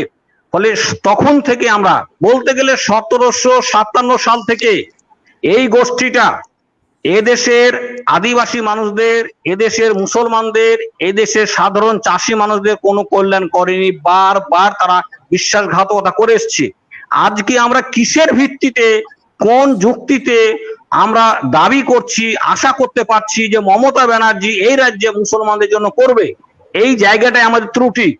আমাদেরকে বুঝতে হবে যে জ্যোতি বসু যে গোষ্ঠীর মানুষ ছিলেন, তাদের যে স্বার্থ ছিল, বুদ্ধদেবের যে স্বার্থ ছিল, আজকে মমতা ব্যানার্জি তাদের সেই স্বার্থ পূরণ করছে। আমি শেষ যে কথাটা বলতে চাই, সঞ্চালক ইবাদুল ইসলাম যে প্রশ্ন তুলেছেন যে মুর্শিদাবাদের মানুষ, না, মুর্শিদাবাদের মানুষ নয়, গোটা রাজ্যের কোন মুসলমান মমতা ব্যানার্জিকে ভালো বলে, মুসলমানদের উন্নয়ন হবে বলে ভোট দেননি। মুসলমানরা ভোট দিয়েছেন বিজেপিকে ঠেকানোর জন্য। এবং কংগ্রেস, সিপিএম, তৃণমূল, বিজেপি প্রত্যেকের ওই টিকিটা বাঁধা আছে এই রাজ্যের, এই দেশের সংঘ পরিবার আরএসএস এর সাথে। তারা পরিকল্পিতভাবে এরকম একটা ফেনোমেনা তৈরি করেছে যাতে করে মুসলমানদের সামনে কোনো অপশন থাকে না, হয় তারা বিজেপিকে ভোট দেবে অথবা তৃণমূলকে দেবে।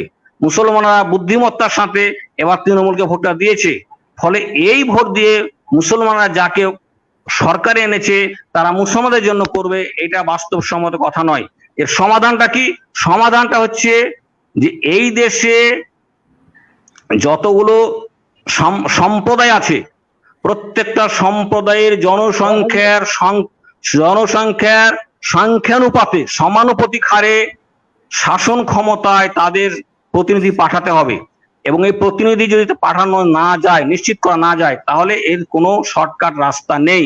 হয়তো এখানে সেখানে দেবে, কিছু দেবে, ওই দেবে, সেই দেবে। ফলে রাস্তা হচ্ছে, যদি সঠিক করা বলা হয়, যে বিষয়ের আলোচনা হচ্ছে, এই রাজ্যে মুসলমানদের যে জনসংখ্যা, সেই জনসংখ্যার সাথে সমানুপাতিক হারে এখানে এমএলএ, এমপি, মন্ত্রী সমস্ত জায়গায় যদি আমরা মুসলিম সমাজের প্রতিনিধি পাঠাতে না পারি, তার ব্যবস্থা করতে না পারি, তার রাস্তা তৈরি করতে না পারি, তাহলে এর কোনো রাস্তা নেই। এবং আমি আবারও সবাইকে এই কথাটা অত্যন্ত বিনয়ের সাথে ভাবতে বলবো, মুসলিম সমাজের মধ্যে শিক্ষার অভাব এই মুহূর্তে খুব বেশি নেই, রাজনৈতিক সচেতনতার অভাব নেই। কারণ দীর্ঘদিন ধরে কংগ্রেসকে টিকিয়ে রেখেছিল মুসলমানেরা, বামফ্রন্টকে 34 বছর টিকিয়ে রেখেছে মুসলমানেরা, আজকে মমতা ব্যানার্জিকে টিকিয়ে রেখেছে মুসলমানেরাই। ফলে মুসলমানদের মধ্যে সচেতনতা নেই, তাদের শক্তি নেই, তারা লড়াই করতে পারে না, তারা লাঠি মারতে পারে না, তারা বম মারতে পারে না, এটা ভেদ কথা। কথা হচ্ছে মুসলমানদের এই চেতনাটাকে এই ব্রাহ্মণ্যবাদীরা নানান কৌশলে, ছলে, ষড়যন্ত্র করে তাদের স্বার্থে ব্যবহার করছে। মুসলিম সমাজে যারা নেতৃত্ব আছেন, যারা দাবি করছেন, তারা 100% ব্যর্থ মুসলমান সমাজের মধ্যে যে সচেতনতা আছে সেটাকে ব্যবহার করার জন্য। তারা ব্যবহার করতে পারছেন না। এই মুহূর্তে দাঁড়িয়ে আমি বলবো যে দুটো কাজ আমাদের করা খুব দরকার। একদিকে এই রাজ্যের মুসলিম সহ যারা বঞ্চিত সমাজের মানুষ, যাদেরকে পিছিয়ে রাখা হয়েছে, যারা আদিবাসী, যারা schedule caste, schedule tribe, OBC, তাদের এই যারাকে বলা হয় বঞ্চিত বহুজন, এই বঞ্চিত বহুজনকে সবাই মিলে মিলিতভাবে রাজনৈতিক শক্তি অর্জন করা, রাজনৈতিক শক্তির উত্থান ঘটানোর জন্য প্রচেষ্টা চালা। সেই সাথে সাথে আজকের মমতা ব্যানার্জির কাছে সর্বতভাবে চাপ সৃষ্টি করা যে তিনি শুধুমাত্র ভোটটা নিয়েই পার পেয়ে যাবেন না, তাকে সংবিধান মেনে, আইন মেনে, ন্যায় মেনে, যুক্তি মেনে এই রাজ্যের সমস্ত মানুষের সমান সুযোগ সুবিধা দিতে হবে, সমস্ত উন্নয়ন করতে হবে, সমস্ত উন্নয়নের সমান ভাগিদার করতে হবে। গতকালকে একটা খবর পাওয়া গেছে যে কাজী নজরুল ইসলাম বিশ্ববিদ্যালয়ে ইতিহাস বিভাগে পিএইচডি করার জন্য দুটো পোস্ট ছিল, একটা ওবিসি এ, একটা ওবিসি বি। ওবিসি এতে প্রার্থী ছিলেন 26 জন, ওবিসি বি এ প্রার্থী ছিলেন 24 জন। এই 26 জন 24 জন প্রার্থীকেই তারা ডিসকোয়ালিফাইড করেছে, নট ফাউন্ড সুইটেবল দেখিয়েছে, দিয়ে জেনারেলকে নেওয়া হয়েছে। এইভাবে যে একটা অন্যায়, একটা অবিচার, একটা বঞ্চনা, একটা সংবিধান বিরোধী, জাস্টিস বিরোধী কাজ করছে মমতা ব্যানার্জির সরকার, এইটাকে আমাদের প্রতিহত করতে হবে যে কোনো মূল্যে। মমতা ব্যানার্জির সাথে সহযোগিতা করে, মমতা ব্যানার্জির বিরুদ্ধে গিয়ে মমতা ব্যানার্জির পাশে দাঁড়িয়ে কি করে করতে হবে সেটা বাংলার মানুষকে ভাবতে হবে, বুঝতে হবে। এই কাজটা যদি আমরা করতে চাই তাহলে আমাকে বুঝতে হবে যে আগে আমি বাংলার একজন মানুষ, তারপর কংগ্রেসের নেতা। আগে বুঝতে হবে আমি আগে বাংলার মানুষ, তারপর আমি সিপিএম এর নেতা। আমি আগে বাংলার মানুষ, তারপরে তৃণমূলের নেতা। যদি দল নিরপেক্ষভাবে ন্যায়ের পক্ষে, সুবিচারের পক্ষে, আইনের শাসনের পক্ষে আমরা না দাঁড়াতে পারি, তাহলে কিন্তু আমাদের এই বঞ্চনার কোনো অবসান হবে না বলেই আমি মনে করি। আজও মুর্শিদাবাদ জেলা কেন, গোটা রাজ্যের প্রচুর মুসলিম গ্রাম আছে যেখানে প্রাথমিক স্কুল নেই, হাই স্কুল নেই, মাদ্রাসা নেই, যেখানে স্বাস্থ্য নেই, চিকিৎসা নেই, কোনো কিছু নেই। সেই সমস্ত জায়গায় করা এটা আমাদের সবার মৌলিক অধিকার। এই মৌলিক অধিকারের দাবিতে যদি আমরা ঐক্যবদ্ধভাবে লড়াই করতে পারি তাহলে এই রাস্তা খুলবে। লড়াই ছাড়া হাতে পায়ে ধরে কাকুতি মিনতি করে হয়তো সময়ের জন্য, সাময়িক উপশমের জন্য একটু কিছু খাবার পাওয়া যেতে পারে, কিন্তু এর কোনো স্থায়ী সমাধান হবে না। এই বলে আমি শেষ করছি। ধন্যবাদ। খুব ভালো বললেন। বললেন সেটা আমি খোঁজ নিয়েছিলাম যে 26 জন এবং 24 জন, এদের মধ্যে বেশ কয়েকজন সর্বভারতীয় নেট পরীক্ষায় কোয়ালিফাই করেছে, তারপরেও কাজী নজরুল ইউনিভার্সিটিতে পিএইচডি করার সুযোগ পায়নি। ওবিসি এ কোটাতেই পায়নি, ওবিসি এ এবং ওবিসি বি তে। তো এটা খুব লজ্জাজনক ঘটনা, যদি এরকম ঘটনা সত্যিই ঘটে থাকে, এবং খুবই লজ্জাজনক ঘটনা। এই ব্যাপারে আমি আমাদের শামসুল আলম সাহেবকে কিছু বলার জন্য বলবো, এগুলোকে কি করে প্রতিরোধ করা যাবে? না, বুঝেছি সেটা। এতক্ষণ যে আলোচনা চলছিল, ধরো মুসলিম সমাজকে নিয়ে কথাবার্তা বলছি আমরা। মুসলিম সমাজ তো মূল সমাজের বাইরে নয়।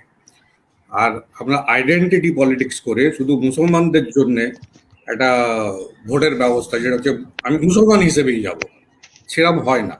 আমাকে যা করতে হবে কনস্টিটিউশনাল ফ্রেমওয়ার্কের মধ্যেই করতে হবে, তার বাইরে কোনো কিছু করা যায় না। আজকে যেমন শাসনের কথা বলা হচ্ছে, যা করবে মমতাদি করবে, উনি সেন্ট্রাল পাওয়ার ধরে রেখেছেন, ওনার কাছেই সবকিছু। প্রথমবার এটা হচ্ছে না। আজকে যদি আমরা দেখি most successful chief minister of West Bengal doctor BC রায়ের কথা যদি বলি, তাহলে উনি একইভাবেই সরকার চালিয়েছেন এতদিন ধরে। উনি একাই কাজ করেছেন, অন্য কোনো মন্ত্রীরা কোনো কাজ করেনি, কাউকে উনি কিছু করতেও দেননি। এই যে কাজ করা হয়নি, বামের আমলে হোক বা এই এখনকার তৃণমূলের আমলে হোক, যেটা বলা হচ্ছে সেটা তো হয় না। কাজ সব সরকারেই হয়, কিছু না কিছু হতে থাকে। একটা সরকার এক স্টেজ পর্যন্ত কাজটা নিয়ে আসে, অন্য সরকার এসে সেটাকে আরো এগিয়ে নিয়ে যায়। আজকে যে চাকরির অভাব, চাকরি পায় না, আমরা পাই না। গতকাল আরো বেশি পেতাম না, আজকে গতকালের চেয়ে অনেক বেশি পাচ্ছি। আমাদের আফার্মেটিভ অ্যাকশন যেটাকে বলি আমরা, রিজার্ভেশন, ধর্মের নামে রিজার্ভেশন হবে না, এটা সাংবিধানিক এক সমস্যা আছে, সম্ভব নয় সেটা। এটাকে ওবিসির মাধ্যমে কি করে দেয়া যেতে পারে, এটা বামেরা শুরু করেছিল, কিন্তু ওরা দেয়নি। শেষের দিকে এসে 2006-এর পর দেওয়ার কিছু চেষ্টা করেছিল, কিছু শুরু করেছিল, পুরোটা দিতে পারেনি। মমতা সরকার গঠনের পর 2011 থেকে প্রায় 98% মুসলিম ওবিসির আন্ডারে কাভার্ড হয়ে গেছে। ফলে হচ্ছে কি, যে কোনো কলেজে, যে কোনো শিক্ষা প্রতিষ্ঠানে এই ওবিসি সার্টিফিকেট দিয়ে ভর্তি, এটা যে বলছো ব্যতিক্রম, সেটা আইনি ব্যবস্থা করা যেতে পারে। সেটা আরটিআই করে জানা যেতে পারে যে ওদেরকে কেন ডিসকোয়ালিফাই করা হয়েছে, তার লিগাল অ্যাকশন আছে, কোর্টে কেস করতে পারে, ওখান থেকে এটাকে ব্যতিক্রম বলতে পারে, ইটস এক্সেপশনাল কেসেস। এটা অন্যভাবে দেখা যেতে পারে। এটা মূল লকে বা রুলসকে ভায়োলেট করছে না, যেটা ওবিসি দিয়েছে, ওবিসি অধিকার দিয়েছে যে আমি অ্যাপ্লাই করতে পারবো and I will get a preferential treatment. আজকে চাকরির ক্ষেত্রে WBCS এ কত ছিল রিপ্রেজেন্টেশন, আর আজকে যে রিপ্রেজেন্টেশন বেড়েছে মুসলমানদের, কিসের কারণে বেড়েছে? Only for OBC. ওবিসি হওয়ার ফলে যে রিজার্ভেশনটা জাতের নামে, মানে ধর্মের নামে দেয়া যাচ্ছিল না, ওবিসি করে ঘুরিয়ে আবার দেয়া হচ্ছে। কাজ যে হয় না সেটা ঠিক নয়। কাজ সব সরকারই করে, আর অনেকের কাজ করার বা সরকার চালানোর আলাদা আলাদা পদ্ধতি থাকে। মমতা ব্যানার্জির পদ্ধতি বিসি রায়ের মতো আছে, আমি একা করব, অন্য কাউকে বিশ্বাস করে না, আর বিশ্বাস না করার মতোই অবস্থাই আছে।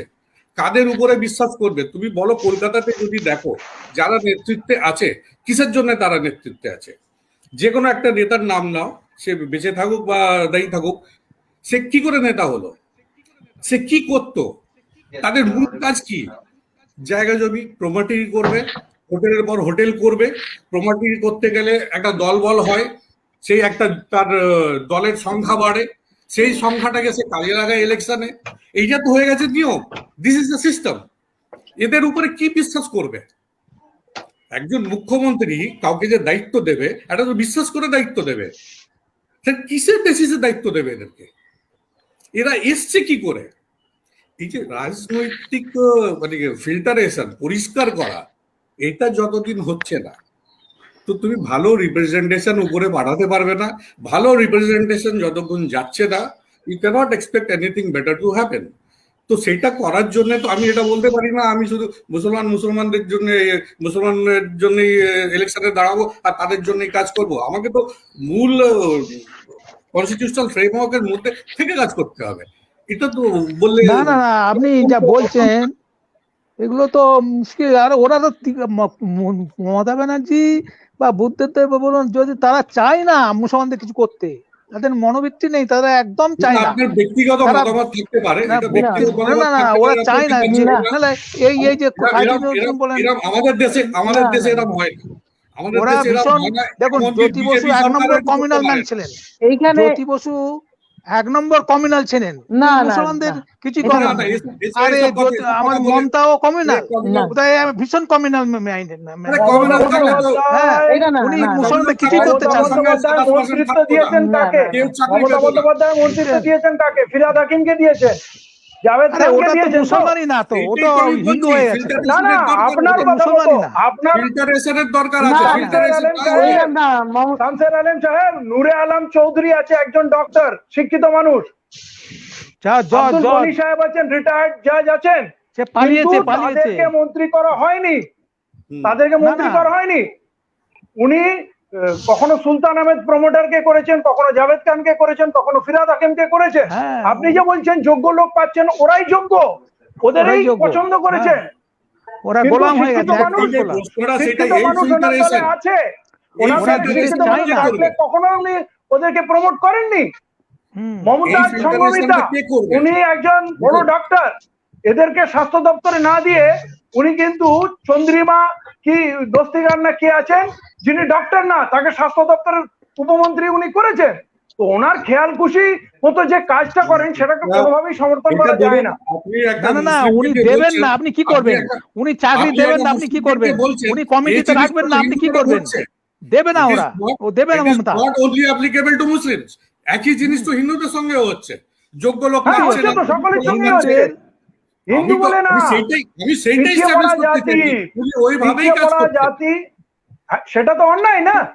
উনি খালি টালিগঞ্জের ওনার কালীঘাটের টিমকে নিয়ে রাজনীতি করছেন, সেটা আলাদা জিনিস। আমরা তো কমিউনাল নিয়ে আলোচনা করছি না।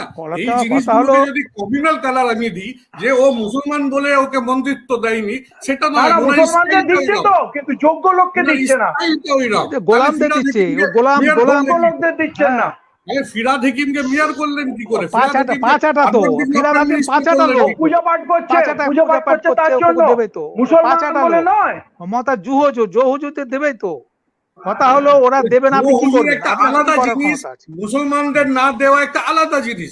জহুজুর একটা হিন্দু জহুজুর করলে জহুজুরকে দিচ্ছে, একটা মুসলমান জহুজুর করছে মুসলমানকে দিচ্ছে। এটাকে কমিউনাল ডিভাইড আপনারা কেন করছেন? কমিউনালের কথা বলছি না তো, কমিউনাল ভাবে সরকার চালাচ্ছেন না। It is not a communal issue. উনি ওইভাবে, ওনার স্টাইল অফ ফাংশনিং হচ্ছে dictatorship. She is doing that. Dictator তো আছে, করছেন না। কমিউনাল যদি বলেন সেটা অনেক আগে হয়েছে, ডক্টর বিসি রায়ের আমলে হয়েছে, সেটা ওইভাবে সরকার করেছেন। I don't know. তারপরে তার আগে সিদ্ধান্ত সরকার কমিউনাল ডিভাইড করে ছিলেন না, কেউ করে একদম কমিউনাল ছিলেন না। বিষয়টা একটু বোঝার আছে, আমি একটু বলি। বিষয়টা যে কথাটা বলতে চাইছেন শামশেদ সাহেব, সেটাও যে কথাটা বলতে চাইছেন খুব ভালো কথাই বলতে চাইছেন, যে ভালো ভালো যারা মুসলিম নেতৃত্ব তাদেরকে যেমন তুলে আনা হয়নি, ঠিক সেরকম একই ভাবে দেখবেন যারা হিন্দু নেতৃত্ব মানে হিন্দু সমাজে যারা মানুষ আছে ভালো লোক, তারাও কিন্তু ঠাঁই পায়নি। রাজ্য মন্ত্রী সবাই, যদি আপনি রাজ্য মন্ত্রিসভার দিকে তাকান, সেই তাকানোর দিকে তাকালে দেখতে পাবেন যারা যোগ্য ব্যক্তি তারা কিন্তু ঠাঁই পান, তাদের মধ্যে দু একজন যোগ্য ব্যক্তি ঠাঁই পেয়েছে, সুব্রত মুখার্জি, শোভনদেব চট্টোপাধ্যায়, এই সকল কিছু মানুষ আছেন যারা যোগ্যতার ঠাঁই পেয়েছে। মুসলমানদের যেমন দেয়নি ভালো লোককে, হিন্দুদের দিয়েছে সেটাও বলা যাবে না। অর্থাৎ এখানে পার্টি তন্ত্র, মহুয়া মৈত্র পার্টির যারা ভালো লোক আজকের দিনে অন্যতম পার্লামেন্টারিয়ান, তার দলে কোথায় জায়গা? মহুয়া মৈত্র ওই তো মদন মিত্রের মতো লোকরাই তো ওনার সঙ্গ পাবো। ঠাঁই দেওয়া হয়। সুব্রত বোস ছিলেন, সুব্রত বোসেরও জায়গা হয়নি, উনি ছেড়ে চলে গেছেন। ইবাদুল সাহেব, সমস্যা নেই, এটা তো criminal আমার মনে হয় আলোচনাটা মূল স্পিরিটের বাইরে চলে যাচ্ছে। আমাদের স্পিরিটটা হচ্ছে, আমি যেটা বুঝছি বলার চেষ্টা করেছি, যে শাসন ব্যবস্থার ত্রুটি। দ্বিতীয় হচ্ছে এখন যে সিস্টেম আছে নির্বাচনের, সেই সিস্টেমে কোনো ধর্মীয় সম্প্রদায়ের প্রতিনিধিত্ব পাঠানোর কোনো ব্যবস্থা নেই, অতএব সেইভাবে বলার কোনো সঙ্গত নয়। শামসুল আলম সাহেব ঠিকই বলছেন। আমি বলতে চাইছি যে যদি আমাদেরকে সেভাবে ভাবতে হয়, নির্বাচন কমিশনের যে ব্যবস্থা, নির্বাচন করার যে ব্যবস্থা, সেই ব্যবস্থার পরিবর্তন করতে হবে, তাহলে সেখানে হবে। দ্বিতীয় যে কথাটা হচ্ছে সেটা হচ্ছে যে তৃণমূলের যোগ্য অযোগ্য না যোগ্য সেটা আমরা ঠিক নির্বাচন করতে পারবো না, সেটা সেই দলের নেতৃত্বই পারবেন। কিন্তু আমার বক্তব্য হচ্ছে তৃণমূলের যদি কোনো এমএলএ মন্ত্রী হন, তাহলে সে যোগ্যই হন যাই কিছু হন, সে কিন্তু কাজ করতে পারবেন না সমস্ত রাজ্যের সমস্ত মানুষের, সব ধর্মের সবার জন্য। কারণ সেখানে তৃণমূল সরকারটাকে যারা নিয়ন্ত্রণ করে, তাদের যে একটা নির্দিষ্ট গোষ্ঠী, সেই গোষ্ঠীর স্বার্থের বাইরে বেরিয়ে কারোরই কিছু করা সম্ভব নয়। ফলে রাস্তা সেটা নয় যে আজকে ফিরহাদ হাকিমের বিকল্পে যদি ইমরানকে ঢুকানো হয়, ফিরহাদ হাকিমের বিকল্প যদি অন্য কোনো মাওলানাকে ঢুকানো হয়, তার কোনো সমাধান না। সমাধানটা হচ্ছে যে তৃণমূলের বিকল্প শক্তি তৈরি করে সেখানে সেই জায়গাটায় যাওয়া, এবং সেখানে যদি বিভিন্ন সম্প্রদায়ের মানুষ, বিভিন্ন সম্প্রদায়ের যে জনসংখ্যা, সেই জনসংখ্যার সংখ্যানুপাতে প্রতিনিধিত্ব যায়, তাহলে সেটা সম্ভব। তাছাড়া এইভাবে সম্ভব নয়। এখন যেটা সম্ভব সেটা হচ্ছে এই যে বর্তমান সরকারের কাছে এই রাজ্যের সমস্ত সচেতন মানুষ, সে রাজনীতি মানে চালু অর্থে রাজনীতি করুন বা না করুন, মমতা ব্যানার্জির কাছে এই দাবিটা অত্যন্ত জোরালো ভাবে করা, যে আপনি গোটা রাজ্যের সমস্ত মানুষের জন্য, সমস্ত ধর্মীয় সম্প্রদায়ের জন্য, সমস্ত রাজনৈতিক দলের জন্য সংবিধান মেনে, আইন মেনে আপনাকে কাজটা করতে হবে। উন্নয়নের এবং সমান সুযোগ দিতে হবে প্রত্যেককে, এবং রাজ্যের যে উন্নয়ন হবে সেই উন্নয়নের সমান সুযোগ সবাইকে দিতে হবে। এইটা নিশ্চিত করার জন্য আমরা কি করতে পারি সেই চেষ্টা করতে হবে। সেই দিকে যদি আমরা এগোই, তাহলে বোধহয় আলোচনাটা একটু গঠনমূলক ভাবে এগোই। এখন 10 বছর তো কিছু বসে থাকেন আপনারা, কিছু হবে না। একটা প্রেসার গ্রুপ তৈরি করা, কারণ আপনি যেটা বললেন রাইদুল সাহেব, ওই অল্টারনেটিভ একটা গ্রুপ তৈরি করা বা পার্টির বিকল্প একটা পার্টি তৈরি করা, that will take a very long time. ভাইজান করেছে পার্টি, বিকল্প পার্টি, কিন্তু তাকে সাপোর্ট করছে না মুসলমানরা। একটা আসন পাইনি, তো that is a long run process, ও অনেক সময় লাগবে। কারণ যদি আমরা প্রেসার গ্রুপ তৈরি করি, ধরুন প্রত্যেকটা সিদ্ধান্তে, আপনি যেমন ওইটা তুলে ধরলেন, এই ইউনিভার্সিটি যে পিএইচডি করার জন্য জায়গা পাইনি, তো এরা অনেক সিদ্ধান্ত নেওয়া হচ্ছে। আপনি দেখুন কলেজ বন্ধ হয়ে গেছে, তো কলেজ বন্ধ হয়ে গেছে। আমি নিউটাউনের কথা বলছি, নিউটাউনে একটা মুসলিম সংস্থা জায়গা পেয়েছে, ওখানে বড় একটা শিক্ষা প্রতিষ্ঠান করবে। তার পাশে একটা বড় ঈদগাহ আছে, তার পাশে একটা বড় মসজিদ আছে, এগুলো ছিল বহুদিন ধরে ছিল। এখন তার পাশেই একটা শ্মশানের জায়গা অ্যালটমেন্ট হয়েছে, বিশাল বড় জায়গা, ওখানে শ্মশান হবে। এখানে এই যে বড় শিক্ষা প্রতিষ্ঠান হচ্ছিল, রেসিডেন্সিয়াল একটা শিক্ষা, ওখানে আন্ডার গ্রাজুয়েট থেকে শুরু করে পোস্ট গ্রাজুয়েট পর্যন্ত পড়ানো, এই যে হলো, হ্যাঁ সেটা পরে শামসুল আলম ভাই, আমি 1 মিনিট বলি, 1 মিনিট। হ্যাঁ আমাদের সবার কথাবার্তা শুনে কারো কারো মনে হতে পারে যে আমরা শুধুমাত্র মুসলমানদের উন্নয়নের কথাটা বলছি, আমরা কিন্তু তা বলছি না। মানে বাইদি বাই কথাটা না। চলে আসছে বেশি হলে। আমি যেটা বলতে চাইছি, সবার সাথে একমত যে এই রাজ্যের মুসলমান সহ অন্যান্য দলিত শ্রেণীর মানুষ, আদিবাসী শ্রেণীর মানুষ, মতুয়া শ্রেণীর মানুষ, রাজবংশীরা, সমস্ত মানুষই, গ্রামের মানুষ, চাষি মানুষ কিন্তু উন্নয়নের সমান ভাগিদার হতে পারছে না।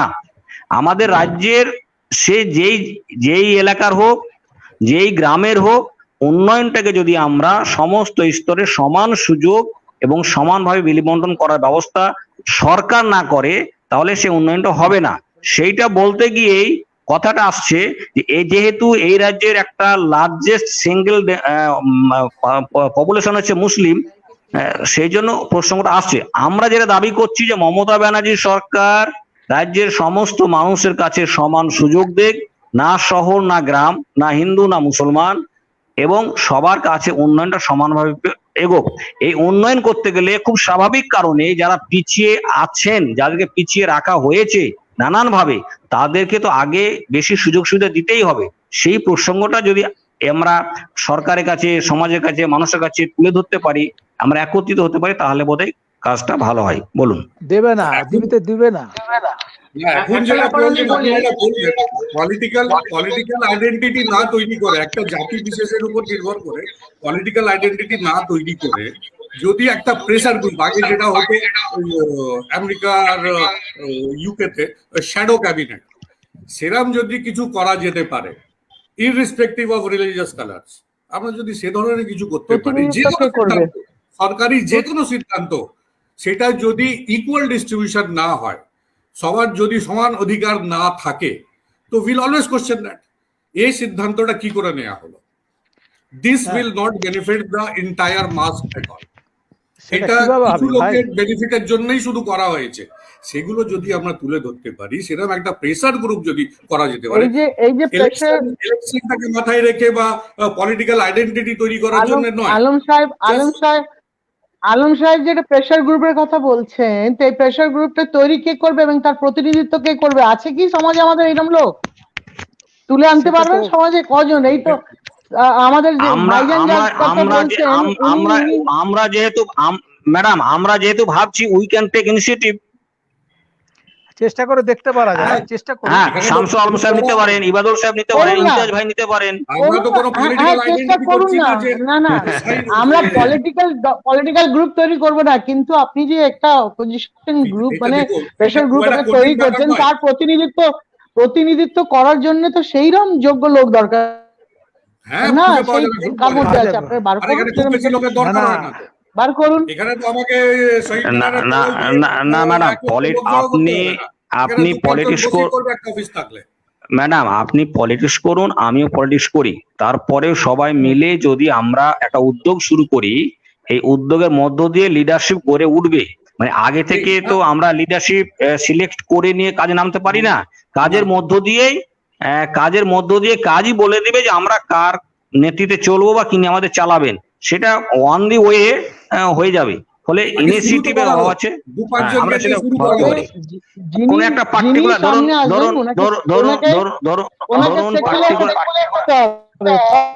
ধরুন আজকে ম্যাডাম, ধরুন আজকে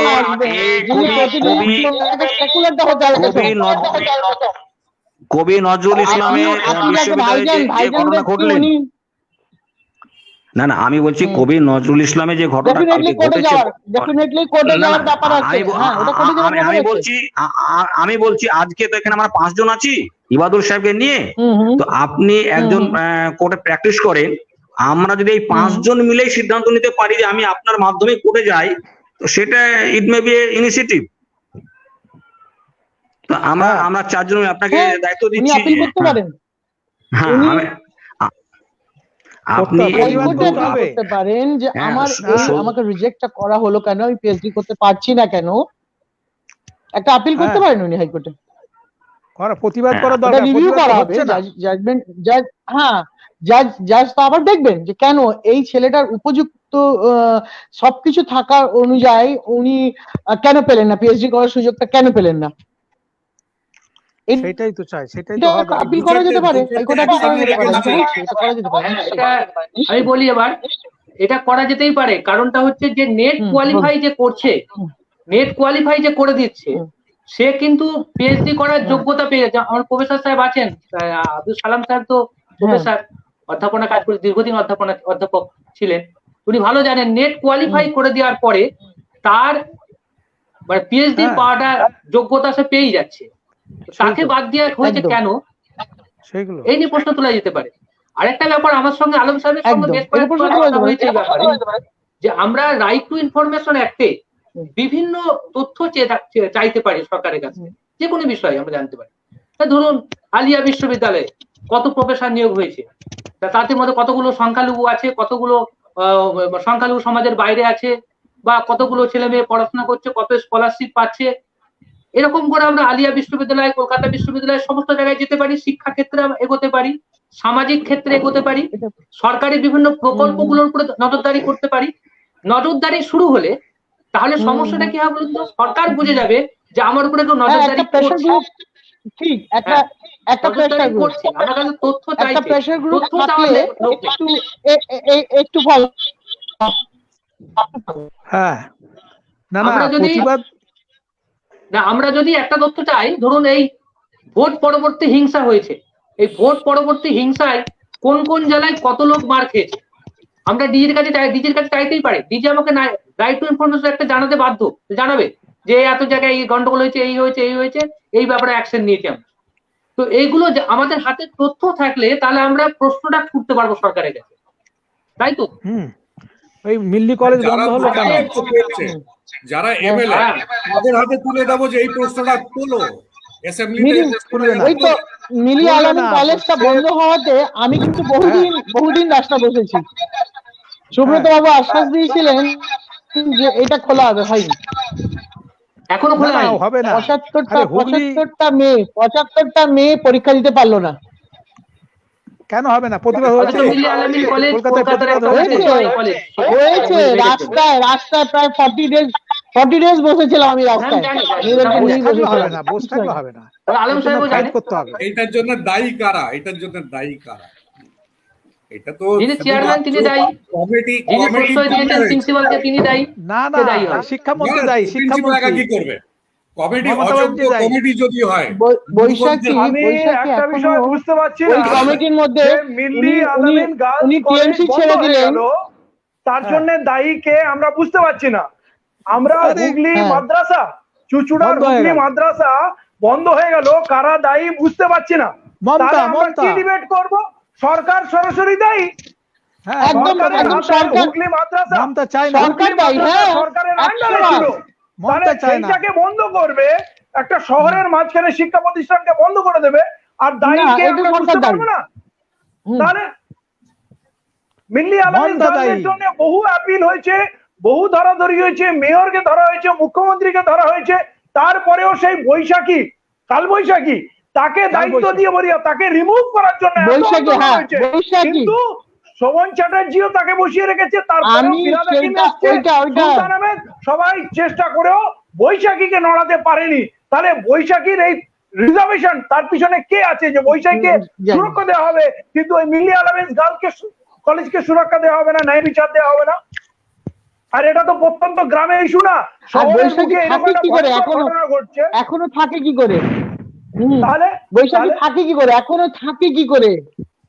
ওর আমিও তুলেছিলাম যে বৈশাখী কেন এখনো আছে এখানে, এই জন্য অনেক প্রশ্ন তোলা হয়েছে। সুব্রত বাবু জবাব দেয়নি। সুব্রত বাবু বলেছেন দেখে নিচ্ছি ম্যাডাম। ওরা তৃণমূলে থাকুক বা বিজেপিতে চলে যাক, ওরা একটা পরিবারের মধ্যে আছে, ওদের কেউ প্রশ্ন করবে না যে কেন বিজেপিতে গেলে। সব থেকে বেশি তৃণমূলের নেতারা, একদম টপ লেভেলের নেতারা বিজেপিতে যায় আর বিজেপিতে আসে। আপনি শোভন চ্যাটার্জির ব্যাপারে বলতে পারবেন না যে কখন ও তৃণমূলে আছে আর কখন বিজেপিতে আছে, কিন্তু সব সময় ও দিদির ছোট ভাই, ও আদরের পাত্র। এবং 213টা সিট পাওয়ার পর পুরো পশ্চিমবাংলার শুভবুদ্ধি সম্পন্ন মানুষ লড়াই করে, যুদ্ধ করে যখন 213টা সিট মমতা বন্দ্যোপাধ্যায়কে জিতিয়ে দিল। মমতা বন্দ্যোপাধ্যায় জেতার পর প্রথম কথা হচ্ছে দল ছুটরা দলে ফিরতে পারে, ওয়েলকাম। মানে ওই ভাইগুলোকে যে বিজেপিতে পাঠিয়েছিল, যা তোরা মুসলমানদের ভয় দেখা, গালাগালি কর, তাদেরকে ফিরিয়ে আনার জন্য ওনার প্রাণ আকুলি বাকুলি হয়ে গেল। এটা কি বোঝা যাচ্ছে না যে ও বিজেপিতে থাকুক বা তৃণমূলে থাকুক, ওরা দিদির ছোট ভাই, আদরের ভাই, ওদের জন্য সবসময় জায়গা আছে। এটা হচ্ছে তো পলিসি। ইমতিয়াজ ভাই, আমাদের দেখুন যা কিছুই তো করেনি, কিন্তু যেগুলো আছে সেগুলো চলে যাচ্ছে। দিল্লি সব নষ্ট কলেজ করে বন্ধ দিচ্ছে। হয়ে গেল, হ্যাঁ, হুগলি মাদ্রাসা বন্ধ হয়ে যাচ্ছে, কিছু নতুন কিছু করছে না। বলেছিল 118টা পলিটেকনিক করবে, ITI করবে, একটাও খোলেনি, বুঝলেন। শিক্ষা ক্ষেত্রে একেবারে আমাদের শেষ করে দিচ্ছে মমতার সরকার, সব দিক থেকে আমাদের পিছনে ফেলে দিচ্ছে। আমাদের প্রতিবাদ করার লোক নেই, চাকরি বাকরিতে আমাদের দিচ্ছে না। শুধু হ্যাঁ। মমতার কথা বলছেন কেন? 34 বছরে কি হয়েছিল? এইটা আরে, জবাব ওগুলো ছেড়ে দিন না। দিচ্ছেন না কেন? এখন 34 বছরে তো কেন ছেড়ে দেবেন? আপনি ছেড়ে দেবেন কেন? সিপিএম এর কথাটা বলছেন না, ছেড়ে দেবেন কেন? আচ্ছা, কি করবেন? তাদেরকে আপনি প্রশ্ন শূন্য করা হয়ে গেছে, বরবাদ তো করে দিয়ে গেছে দেশটাকে 34 বছর, পিছিয়ে গেছে আরে তো। বাবা, জ্যোতি বসুর কঙ্কাল তো পড়ে আছে মেডিকেল কি কলেজে। করে বলছেন? আপনি করবেন কি আপনি করে ওখানে? বুঝছেন শূন্য হয়েছে? বামের আগে রামে যায়নি, শূন্য হলো কি করে? তারা রামেতেই আছে, কোনো শূন্য হয়নি। ওরা শূন্য হয়নি, ওরা রামেতেই আছে। ওদের ছেড়ে দিন। এখন আমাদের 10 বছরে যা করেছে, আবার 5 বছর পেয়েছে, 5 বছরে কি করবে আমাদের ভাবতে হবে। ও তো কিছুই করছে না। কিভাবে প্রেসার গ্রুপ করবেন করুন, এটা একটা রাস্তা বেরিয়েছে যে আমাদের একটা প্রেসার গ্রুপ এটাই করতে তো হবে। আমরা যেই কজন এখানে আছি, এই কজন যদি আপনি বলুন, সামন্ত সাহেব বলুন কি করলে ভালো হবে, আপনি বলুন আগে। আমার মনে হচ্ছে যে ভাই, আমি একটা ওয়েস্ট বেঙ্গল মুসলিম অ্যাসোসিয়েশন করেছি, বুঝলেন। আপনার ওই অ্যাসোসিয়েশনে সবাই চলে আসুন, এসে আমরা আবার স্টার্ট করি ভালোভাবে এবং প্রেসার গ্রুপ তৈরি করি। হ্যাঁ, ওয়েস্ট কোথায় বেঙ্গল মুসলিম অফিস? কোথায় অফিস? অফিস আমাদের কলকাতায় আছে, কোথায় অফিসটা কোথায়? ব্রাইট স্ট্রিটে আছে। আচ্ছা, হ্যাঁ, তো আমরা আবার ওটা অনেক কিছু কাজও হয়েছে, আমরা সেমিনার টেমিনার করেছি, আমাদের অনেক ভালো শিক্ষিত অ্যাডভোকেট, ডাক্তার, ইঞ্জিনিয়ার সব আছেন। তো আমরা আবার ওইটাতে আসুন, ওটাতে বসে আমরা বিবেচনা করি কিছু করা যায় কিনা, বা অন্যভাবে করতে পারি। অবিদুল সাহেবকে একটু আমাকে ওই অফিসের হ্যাঁ, সেসব বলে দেবো। উনি লন্ডনে আছেন, লন্ডন থেকে ফিরুক, তারপরে আমি শীঘ্রই ফিরবো, 1 মাসের মধ্যে। হ্যাঁ, ইনশাল্লাহ চলে আসবো। আলম সাহেব কি বলছেন? হ্যাঁ? সমাধানের পথ দেখি কোথায়? কি কাজ হচ্ছে। এতক্ষণ ধরে তো শুধু বলা যাচ্ছে কিছু নেই করা হচ্ছে। দেখুন, মুসলিমরা ইউনাইটেড হতে পারে, এতে কোনো অপরাধ কিছু নেই, কিন্তু সঙ্গে আদার যে পিছিয়ে পড়া বাকি জাতি আছে, পশ্চিমবাংলার 10 কোটি মানুষের বেশিরভাগটাই পিছিয়ে আছে, তারা কৃষিতে, শিল্পে, ব্যবসায়, শিক্ষায়, স্বাস্থ্যে, তাদের বঞ্চনাগুলোকে, ইস্যুগুলোকে সামনে রেখে ইস্যু ভিত্তিক সকলকে এক করতে হবে। আর যদি আমরা শুধু মুসলিম ইস্যু নিয়ে মুসলিমরা ইউনাইটেড হই, তাহলে আমরা আরো উইক হব, আরো আইসোলেটেড হব, মানুষের সমাজ থেকে আমরা বিচ্ছিন্ন হয়ে যাব। মুসলিম অ্যাসোসিয়েশন করতে কোনো অসুবিধা নেই, কিন্তু সেই মুসলিম অ্যাসোসিয়েশনকে আদার ব্যাকওয়ার্ড ক্লাসের সঙ্গে অ্যাসোসিয়েশনে আনতে হবে, তাদের সঙ্গে মার্চ করে ক্লাব তৈরি করতে হবে, যেখানে ইস্যুর উপরে লড়াই করতে হবে। আমাদের ধরুন কৃষকের যে সমস্যা আছে, কৃষকের যখন কৃষির সমস্যা আসবে, কৃষকটা হিন্দু না মুসলমান বড় কথা না, সেই কৃষির ইস্যুর উপরে কাজ করতে হবে। স্বাস্থ্যের সমস্যা নিয়ে যখন আলোচনা হবে, স্বাস্থ্যের যে সমস্যা আছে সেই সমস্যাটা হিন্দু না মুসলমানের নয়। শিক্ষার যে সমস্যা, এই যে পরীক্ষা হলো না, মাধ্যমিক উচ্চ মাধ্যমিক, এটা কি হিন্দুর ক্ষতি না মুসলমানের ক্ষতি? পুরো সমাজের ক্ষতি। আমরা এরকম কমন ইস্যুতে আমরা সবাই জড়িত, কিন্তু আমরা যদি আলাদা আলাদা হয়ে যাই তাহলে কিন্তু ক্ষতি হবে। এইরকম একটা সংস্থা সকলের জন্য যদি কাজ করে, সকলের জন্য কাজ করতে হবে, প্রতিটা সমাজের জন্য ভয়েস রেজ করতে হবে। অন্য নাম দিয়ে করা যেতে পারে। হ্যাঁ, অন্য নাম দিয়ে করা যেতে পারে। আলম সাহেব বলুন আপনার পরামর্শ, সমাধানের পথ কোথায়? আমায় বললেন? হ্যাঁ, আমাকে বলছো? হ্যাঁ, আমি যে প্রেসার গ্রুপের কথা বললাম, আচ্ছা, আমি একটু বলি বাদল সাহেব, আমি একটু বলছি। কংগ্রেস, সিপিএম, তৃণমূলের বাইরে যে সমস্ত ছোটখাটো রাজনৈতিক দল আছে, তাদেরকে ঐক্যবদ্ধ হবে, একটা বৃহত্তর তৃতীয় মোর্চা গঠন করতে হবে, শক্তিশালী হবে। এইটা একটা পথ, এটা হচ্ছে লম্বা পথ।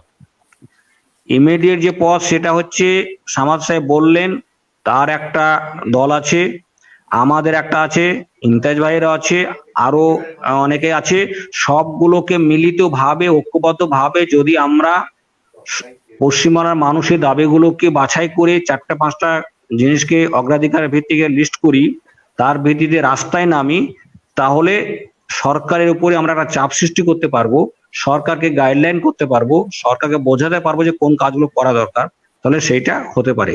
এর জন্য নতুন দল করার দরকার নেই। যে দলগুলো আছে তাদের মধ্যে চিন্তা ভাবনা যেগুলো আছে সেগুলো তার মধ্যে থাক, আমরা নিজের নিজের জায়গায় থাকি, কোনো ইডিওলজি বেসড ঐক্য নয়। আমাদের ইউনিটিটা হবে ইস্যু বেসড ইউনিটি। এই ইস্যু বেসড ইউনিটি করলে আমরা এগোতে পারবো। ফেডারেশন করুন না, একটা ফেডারেশন অফ। ঠিক আছে, আলম সাহেব বলুন। আলমের কাছে আমার কন্ট্যাক্ট নাম্বার রইলো, আপনারা আমাকে কন্ট্যাক্ট করলেই আমি আসবো, আমি টাইম দেবো আপনাদের। এই প্রেসার গ্রুপ ছাড়া গতি নাই। কারণ আমি যদি দল করি বা অন্য দলকে নিয়ে একসঙ্গে কোনো ইস্যু নিয়ে রাস্তায় নামি, রাস্তায় নামার জন্য অনেক দল আছে, অনেক সংগঠন আছে, অনেক পার্টি আছে, অনেক সংস্থা আছে, আর রাস্তায় নেবে কোনো কিছু হচ্ছে ওটা না, দুটো সেপারেট। যারা ক্ষমতায় আছে সেটাকে দমন করার জন্য সব ব্যবস্থাই নেবে যাতে এরা রাস্তায় না নামতে পারে।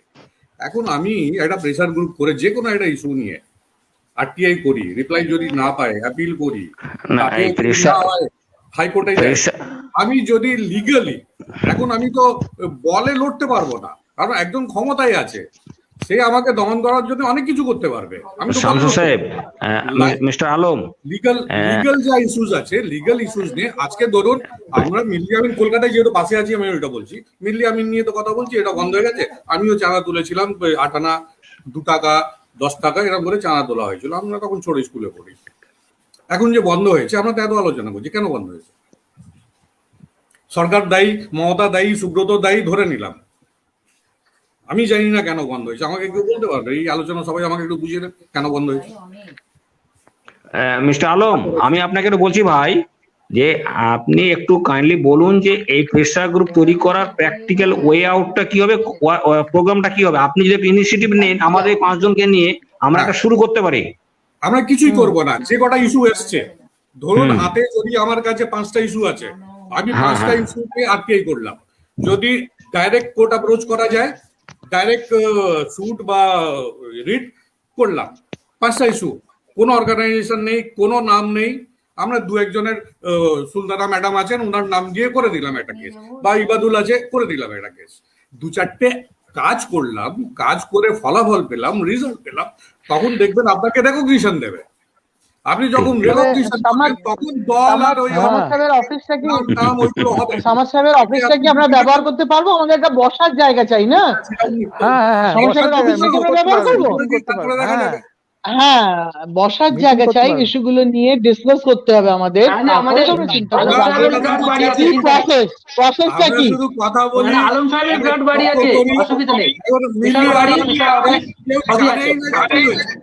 কেন বন্ধ হয়েছে, কারণ কি, এর পেছনে কে আছে? তবে আমি একটা কথা দিলাম, আমি যতই ব্যস্ত থাকি আপনাদের আমি এই বিষয় নিয়ে সময় দেবো, কেন সোশ্যাল অ্যাক্টিভিস্ট আমি সোশ্যাল কাজের মধ্যে অনেক থাকি, আপনি জানেন আমি সেই দিকে যাই।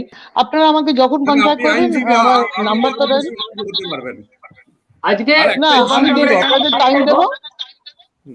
এখানে আমরা শেষ করব প্রোগ্রামটা, অলরেডি আজান হয়ে যাচ্ছে। ইসলাম আজানের সময় হয়েছে, হ্যাঁ আজানের সময় হয়েছে। এখন কি বন্ধ রাখবেন নাকি বলবো না? তবে আমাদের আরেকটা এরকম ভার্চুয়াল মিটিং রাখুন এখানে, মাঝে মাঝে হবে,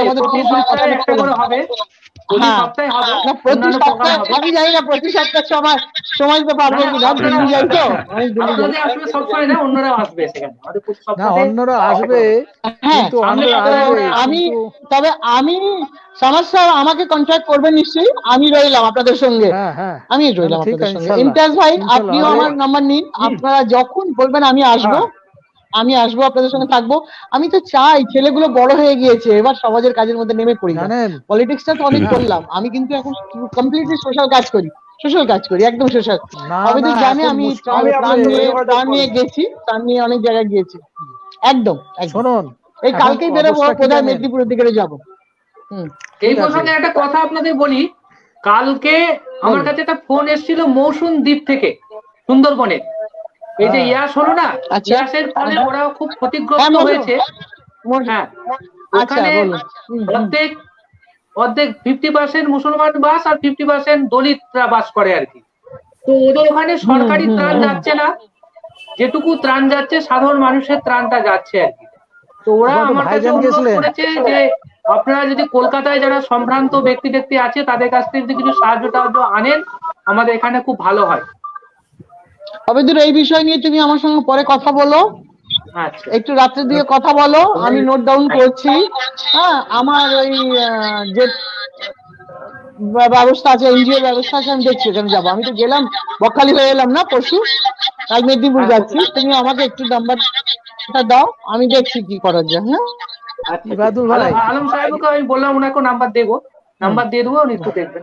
নাম্বার ঠিক দেবেন। আছে, তুমি আমাদের আমাকে দাও, একটা টিম আমার যাবে। যেটুকু সামর্থ্য আমি দেখছি। ইবাদুল ভাই, হ্যাঁ, সুন্দরবনে আমাদের ইবাদুল ভাই, বলে দেবেন, নাম্বারগুলো দিয়ে হ্যাঁ, দেবেন। বলুন। হ্যাঁ, আপনি আমাদের নাম্বারগুলো দেবেন। আমি আর একটা কথা বলতে চাই যে একটা প্রবলেম হচ্ছে কেন, সবাই আসবে না, সবাই ভয় পায়। আমি গ্রামে গেলে আমাকে মারবে, বলে যে এই তৃণমূলের এগেনস্টে কিছু কথা বললে ধরে মারবো, বুঝতে পেরেছেন? এমন অবস্থা হয়ে গেছে, না, আমরা তৃণমূলের এগেনস্টে কোনো আমরা কথা তো বলা ত্রাণ যাবে না। নিয়ে, শুনুন দাদা, ত্রাণ নিয়ে যখন আমরা যাচ্ছি, আমরা তো তৃণমূল এগেনস্টে কাজ করতে যাব না, তো আমরা তো ত্রাণ নিয়ে গরিবদের কাছে পৌঁছাবো। ত্রাণ নিয়ে না, প্রতিবাদ ও করলে প্রতিবাদ ধরে মারবে। আপনি না গ্রামে গিয়ে করবেন না, বেরোতে পারবেন না, আমার উপরে প্রচন্ড অ্যাটাক হয়েছে, একদম যাবেন না, হ্যাঁ, গ্রামে এটা করবেন না। আমার গাড়ি একবার আটকে দিয়ে আমাকে প্রচন্ড ঝামেলা করেছে, যার জন্য আমি গাড়ি থেকে আমার ফ্ল্যাট এখন সব সরিয়ে দিয়েছি। দিদির কোনো কথা কুৎসা ওঠানো যাবে না, বলতে না, পারবে না, দিদির কোনো এগেনস্টে বলা যাবে না। শুনুন না, হ্যাঁ, এমএলএ হ্যাঁ, এগেনস্টে বলা যাবে না, ওটা করবো না। কোনা বলা যাবে না। তবে জানেন, আমাদের সুতরাং যদি এই বিরোধী দলটা, এই আমরা যে সংস্থার কথা ভাবছি, বা আমরা একটা প্রেশার গ্রুপ তৈরি করব, এইটা যদি একটু স্ট্যাবলিশ হয় না, তখন কিন্তু ভয় খাবে, নড়ে চড়ে বসবে। শুনুন না, অবশ্যই। ওই করতে হবে। আমি তো একটু হিন্দি জানি, তো ইকবাল সাহেবের লেখা আছে না, হাম তো अकेले ही चले थे जानी में मंजिल पे, मगर लोग आते गए कारवां बढ़ता गया। মানুষ আসবে, জুড়বে, জানেন তো। ইনশাল্লাহ হবে, হবে। হবে। ঠিক আছে, আরো মৌরি হয়েছে এগুলি। আজ এখানে আমরা শেষ করছি। আপনাদের সকলের মনে কাছে করেন, আমি আমি কৃতজ্ঞতা নিশ্চয়ই প্রকাশ করছি। একদম হ্যাঁ, খুব লন্ডন থেকে ছিলেন সাহেব আব্দুল সামাদ সাহেব, তার কাছে সবাইকে আলাদা করে আমার ধন্যবাদ আদাব নেবেন সবাই, সবাই কৃতজ্ঞতা আদাব প্রকাশ নেবেন। করছি। আলম সাহেবের কাছেও করছি। ইমতিয়াজ ভাই আমাদের সবসময় বন্ধু, সবসময় থাকেন, তাকে নতুন করে আর কৃতজ্ঞতা প্রকাশ করে তাকে ছোট করতে চাইছি না। সে আমাদের খুব কাছের মানুষ। আর সুলতানা দি তো বহুদিন থেকে আমার সঙ্গে আলাপ, অসুবিধা কিছু নেই, উনি যখন চাইবো তখনই পাবো ওনাকে। একদম। আজ আমি অনেকগুলো নতুন বন্ধু পেয়েছি, আপনাদের সঙ্গে কাজ করব, ভালো লাগলো আমাকে, আপনাদের সঙ্গে আমি কাজ করব। এটাই তো চাই, কাজ তো করতে চাচ্ছি। আমাদের ঠিক দ্বারা আছে, যদি ভালো। 4টে লোক উপকৃত হয়, সেটা তো কাজ হয় না। আমি যোগাযোগ রাখবো। একদম, ঠিক আছে। হ্যাঁ, শামশের সাহেব আদাব, খুব ভালো আদাব। প্রস্তাব দিয়েছেন। একটা প্রেসার গ্রুপ কিভাবে করা যায়, সেকুলার টাইপ করা যায়, সবাইকে নিয়ে চলতে হবে। আসলে ইনশাল্লাহ এটা শামসুর সাহেব একজন তো বড় আমলা, সেটা আমাদের সুবিধে। হ্যাঁ, হ্যাঁ। উনি ইন্ডিয়ান রেভিনিউ না, সার্ভিসে চাকরি করেন, অ্যাডিশনাল আমলা হলে তো আরো অসুবিধে। হ্যাঁ, না এটা কিছু উনি প্রতিবাদ মানে করা অসুবিধে। আইনগুলো জানে, আইনগুলো খুব ভালো জানে, আইনের ভালো, প্রক্রিয়াগুলো ইনশাল্লাহ। খুব ভালো বোঝেন। উনি সেইটা থাকলে বুঝেই সুবিধা উনি হবে। কথা বলবেন, সেইসব হ্যাঁ, বুঝেই হ্যাঁ, উনি কথা বলবেন, আমাদের মতো সেইসব বলবেন। বুঝে তো। হ্যাঁ, আর হ্যাঁ, তারপরেও যে কথাটা হবে সেটা হচ্ছে যে উনার একটু উপস্থিতিটা আমাদেরকে সাহস যোগাবে। কারণ এই জন্যই যে উনি থাকলে তো অনেকেই ঘাবড়ে থাকবেন যে একটা ইনকাম ট্যাক্সের বড় অফিসার বসে আছেন পাশে। অফিসের নয়, একটা রেডিও ক্লাস 1 অফিসের সঙ্গে আছে, সে সাহস করে সঙ্গে আছে, ভয় পাচ্ছে না। হ্যাঁ, এটাই অনেক ভয় বড় পায় কথা। না। আমরা এটাও বড় আল্লাহ কথা। ছাড়া কাউকে ভয় পাই না। এটাও কেউ তো মানে আসেন। আমাদের উৎসাহকে বৃদ্ধি করবে, আর উনি থাকাটা মানে আমরা একটু সাহস পাবো, এটাও ঠিক। অবশ্যই। আমি এবাদুল ভাইয়ের ঠিক আছে। কাছ থেকে সকলের নাম্বার নেব, সকলের সঙ্গেই কথা বলবো। হ্যাঁ, থ্যাংক ইউ, ঠিক। Thank you. আমরা আল্লাহ ছাড়া কাউকে ভয় পাই না, সেই জন্য বলতে পারি। এটা ঠিকই, আল্লাহ আপনার হ্যাঁ। বছর জিতবেন একদিন, ঠিক আছে। জি, ইনশাল্লাহ হবে। ঠিক আছে। ইনশাআল্লাহ, ঠিক আছে, আবার করুন, ইনশাল্লাহ চলবে।